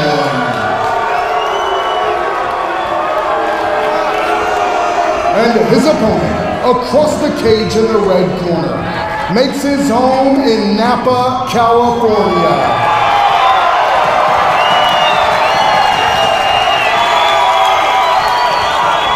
He represents NorCal Fighting Alliance. He weighed in at 202 pounds even. He holds a mixed martial arts record of 5 big wins, opposite 3 defeats. Ladies and gentlemen, Adam the Brother Wamsley! Referee Kane Vandal to give instructions in our main event of the evening. Protect yourselves at all times. Follow my instructions. Sound the bell, come on, ready, man. Touch closer, turn your corners. Well, I think Napa Valley Expo just turned into an outdoor venue because they just blew the roof off of Chardonnay Hall with the reaction to Adam Wamsley versus Daniel Compton. Our main event for Bay Area Combat North Bay Face-Off 2. It is about to be underway. 3 3-minute rounds for the 205 State Championship. Right off the bat, Wamsley's not looking to strike with this much taller opponent. He's like going to use that grappling ability. Going for the double leg takedown. You know, Compton is doing a good job of fighting it, but and using that adrenaline to pick up and slam down Compton, looking to go to side control. All these Dave Terrell guys are monsters on the ground. Compton is going to be strong here, though. Going with the ground and pound with the right. It's still, everything is, they're not even that wet yet. Submissions are a lot easier to get when you're rolling around and you're still dry. Compton has to do what he has to frame up here. He's got to create a little separation, be able to shrimp away, get his hips away, and put that big leg between him and Wamsley. But Adam Wamsley is not going to allow that to happen. He's continuing to move from one to the other. Transition, but slips out. But you know what? Sometimes when you're all or nothing, oh, nice little shuck there. Little matador move. He tried to take a little step back to get away from that takedown, but you know, these Terrell guys are relentless when it comes to their drive forward. They're like gorillas. They get a hold of you, and they just start tossing. And going with the combination strikes. Oh, we better watch out, though. He's got to be careful because, you know, Compton he's got power here, so he's got to be careful not to eat one when he's getting too aggressive. And Compton fighting back. Wamsley taunted and went for the double leg takedown. And it looks like he's got it low, and he's able to do it if he can pull away, but Compton's a big guy, tall guy. He goes down again, but there's a lot of juice being expended to do all these big takedowns. So I hope Wamsley is going to monitor his output here so he can make sure that he has this energy throughout the whole fight. And sometimes when you're in your hometown, you get that buzz from the crowd. Absolutely. You go so full out that you deplete all your energy, but Wamsley looks to capitalize on this strong round 1. Yeah, when you're beasting, though, you're beasting, you know. And you see guys that are able to throw this kind of output, and we'll see what kind of shape Wamsley's in. He's really dominating so far, though. Yeah, Compton just in survival mode at this point with, looks like both hooks underneath. Shifting is Wamsley trying to get an arm underneath the chin of Compton. You know, Compton doing a good job just not getting submitted yet here. He's been in some bad situations. He's able to fight out of it, but this is a tough spot to be in. You got a guy like Adam Wamsley on your back. Yeah, the classic 2 hands on one kind of approach. You want to fight the hand that's curling over the head first. If I can keep that from curling behind my head, then that's going to keep him from being able to lock in that arm that's around my neck. Flattened out and going with the ground and pound. Compton's got to sit up. Got to fight back. Short time now. Looks like Wamsley's kind of monitoring his energy 10 now. seconds left. Can Compton survive round 1 against Adam Wamsley in his hometown? I think Wamsley's going to be content for just dominating on the ground here, letting it go. And so I think this camera shot right here, seeing Adam Wamsley coming to his corner, is going to be very important to gauge his energy level. Yeah, I think he realized the first half of that round he was putting a little too much out. And you could see, instead of trying to kill him the last 10 seconds, he just took as many shots as he could, scored points, did as much damage as he could, knowing that this is probably going to go into the second round. And that's probably a smart move for Wamsley, because now he can, regroup, save a little energy, hasn't gassed himself out, come out and pretty much do the same thing he did in that last round, if Compton allows it. Yeah, Compton, I think he was in survival mode. I think he understands the situation where he's going to be so pumped up, full of adrenaline, that he's going to come out on fire, and he got exactly that. Compton did a great job of holding his composure in some pretty bad spots. Yeah, Compton could have tried to explode up a lot more. Inexperienced guy might try to just flex his way out of some of those bad situations and either end up getting in a worse situation, getting tapped out, or burning all his energy just to survive. And so I thought you're right, Compton had good composure. He's able to minimize his use of energy trying to survive those different choke attempts there from Wamsley. So round 2 about to be set. Looks like Kane is just, I guess, giving him, I'm not sure what he's telling him right now, but he's telling both fighters. Yeah, there's a lot of jaw jacking before the fight as well, so maybe some of that's bleeding into the cage. Yeah, I did see some posts from Wamsley talking about Compton, talking a lot of trash on social media, and how he, it's been extra motivation and fire to really come out and put it on this guy here today. And you could tell it wasn't all talk from Wamsley. He's coming out here with something to prove. Yeah, so I think it's just the ref trying to tell both guys, just to remind them where they're at, and just, Oh, nice body kick. Compton gets on top. Looks like he's trying to do his own little ground and pound. But lefts. Wamsley's just eating those left hands. Looks like Compton, he didn't like where he was, and he said, this round I'm going to make sure I don't go back there. Wamsley might be threatening that. That go Kimura. If he can turn around and get into guard. Oh, great high position, but slips out. Yeah. He misses it. Now Compton's on top mount. Wow, what a fight, Bryant. Yeah, so what one failed submission attempt does for your position, as his back got given up. Well, and what's crazy is that now he's in the position that Wamsley was in. Yeah. They completely reverse roles. Wamsley's tapping. Oh, wow. So Compton comes back in round number 2, gets the rear naked choke, and wins the 205 Camo State Championship. Wow, so disappointing for Wamsley. And, Brian, it could be a case of what I said. You mentioned all the adrenaline from fighting at the hometown. I mentioned putting up too much energy early in the fight, not being able to survive. Maybe Wamsley blew his wad a little bit in that first round, came out, didn't have the same explosion, didn't have the same burst, and now he's got to, suffer that loss at the hands of Daniel Compton here tonight. And who did have a lot of energy was Daniel Compton at the beginning of this second round, finishing the fight within the first minute of the second round. And so Daniel Compton is your new Camo light heavyweight champion after surviving a very brutal round 1 where Adam Wamsley had him in a couple of 2 very difficult positions, able to survive the round and really come out guns blazing in round number 2. Yeah, I think what Compton did is, like I said, he was, frustrated. He wasn't happy with how that first round went, and he came out and he did the reverse. Those lefts to start out. He came out and did what Wamsley did in the first round. He said, you know what? I'm gonna come out throwing, barn burning. I'm gonna make you take it and see what happens. And let's send it over to Jim Cooley with the official announcement for your 205 state champion, Daniel Compton. I'm ready whenever you are, Kane.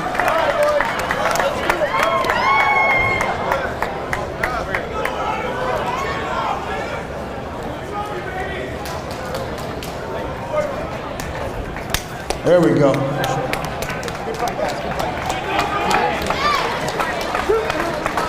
Ladies and gentlemen, at 46 seconds of round number 2, referee Kane Vandal has called a stop to this contest. Your winner, via rear naked choke, a new California State Light Heavyweight Champion, Daniel Santo Compton.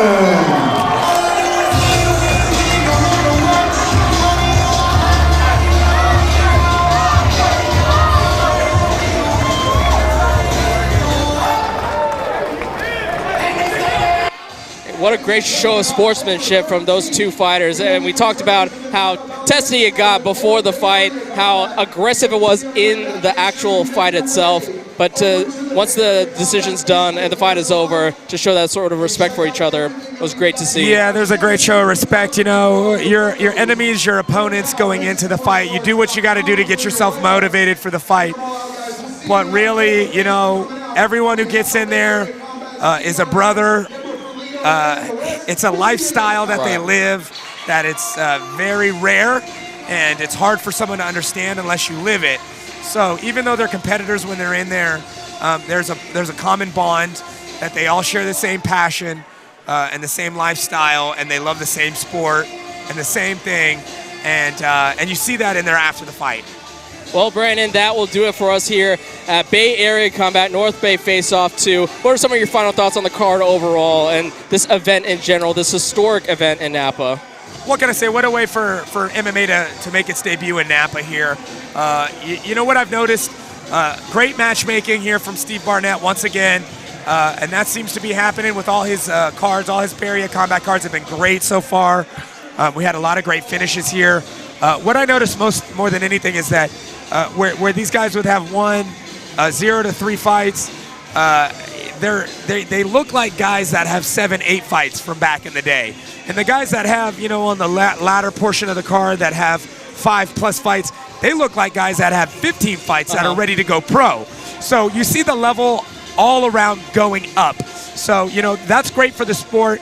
And, you know, when you got guys like Steve Barnett and Bay Area Combat that are putting on these cards, they're giving these nice opportunities to fight under nice venues, close to home, really feel like a big show feel for these guys. So when they transition to the bigger shows later, the professional shows, the Bellators, the UFCs, it's not something that's uncommon for them. And you saw that tonight here. Guys come out, they put on these great performances, and every time we've seen guys that have come from previous shows that have really polished and fixed games that were weak or areas, holes they had, and it's good to just see them come out here and improve every show. Yeah, and so we'd like to extend a congratulations here at SCSN to our 4 new title winners, Lamar Gossi, Camilo Mejia, David Scuba, and of course, Daniel Compton. So that will do it for us here at SCSN. I'd like to thank my broadcast partner for the evening, Brandon Kyle. It was an absolute pleasure, Brandon. My pleasure, too. For me, Brian Nelson, and all the crew here at SCSN, from Anthony Williams, we have Orlando Torres, Stephen Babb on camera, Uric Roboto on grip, Nikki Riquejo on scoreboard, and of course, our producer, Robert Quintero. I'd like to thank you all for watching SCSN coverage of Bay Area Combat North Bay Face-Off 2. Thank you for watching. Guys, we are here with your brand new California Camo State Champion at 205. Can we hear for Daniel Compton here, guys? Now, Daniel, gotta love the love back here from your fans here. Now, Daniel, it was really the tale of 2 fights here. The very first round, he came out like a barn burner. He was gonna just charge forward, try to get those takedowns, and which he was able to do. But it looked like you were, never stressing. You kept your composure. You were able to work through it, get through that first round, and in the second round, talk about flipping the coin on him. You came out, reversed it, came hard on him, took him down, and were able to finish him in the second round. How you feeling, brother? Man, I feel great. Adam Wamsley, he's a high-level guy. He brought the best out of me. I actually moved from Reno City Kickboxing to Smash Milpitas to try to elevate my game, and I think I played a big role. And thank you, Zach Bonnell at Reno City, Brendan, thank you guys, and Coach Rudy, everyone at Smash, thank you guys also, dog. Great work. Yeah, speaking of, you're at Smash Gym now with Rudy. He's been a staple in Bay Area combat scene for many years. What did he tell you after that first round? Obviously, you lost that first round. It wasn't good for you. What did he tell you to get you to come out and have a second round like that? You know, Rudy told me I was standing up too high, and I was. I wasn't low enough in my stance. I was kind of giving him the takedowns. When he had me against the cage, I didn't have a wide enough base, and that's why he was able to finish those takedowns against the cage. I'll tell you what, man, great advice in between rounds. You know, having a quality corner really does make a big difference, and I feel like that was the difference coming out in that second round. I was ready. I made those adjustments. Yeah. Well, you know, he was in front of his home crowd. You could tell when he walked out, you know, a lot of these fans were here from him. And you could tell there was a lot of pressure in the way he came out in that first round. He really came out aggressive. Do you feel like he kind of started to wane energy-wise at the end of that first round, and that you were going to be able to come and overwhelm him in that second round and kind of, you know, finish the job because he kind of put so much out in that first round? Well, I'll be honest with you, man. I was tired too in that second round. He put it on me a little bit, but I watched all of his fights probably like 1,000 times, and he comes out just like that every fight. And if he doesn't finish his opponent in the first, he starts to fade in the second. And if he doesn't finish the opponent in the second, there's barely anything left of him by the third, because that's how aggressive he is. So I knew if I could get through that first, get through that second, I was gonna finish him in the third. You know, luckily I landed a kick or something, and he got phased, and he actually, you know, he let me finish him. He gave me his neck, but I think he was tired, and I think he was a little dazed. So, you knew if you could weather the storm early in the fight that you were going to be able to persevere and break him down by the end of those 3 rounds, and it just happened to happen with a good kick and finish him in the second. Yeah. Yes, sir, man. It was a good camp. Smash gym, smash fighter, Reno City Kickboxing, Santa Cruz, California. They don't make them any tougher, man. They don't make them no tougher than Santa Cruz. So right on, brother. Well, I want to give one last congratulations to Daniel Santos Compton, the 205-pound Camo State champion. Let's hear it for your boy, guys. Let's hear it for your boy. Fighting.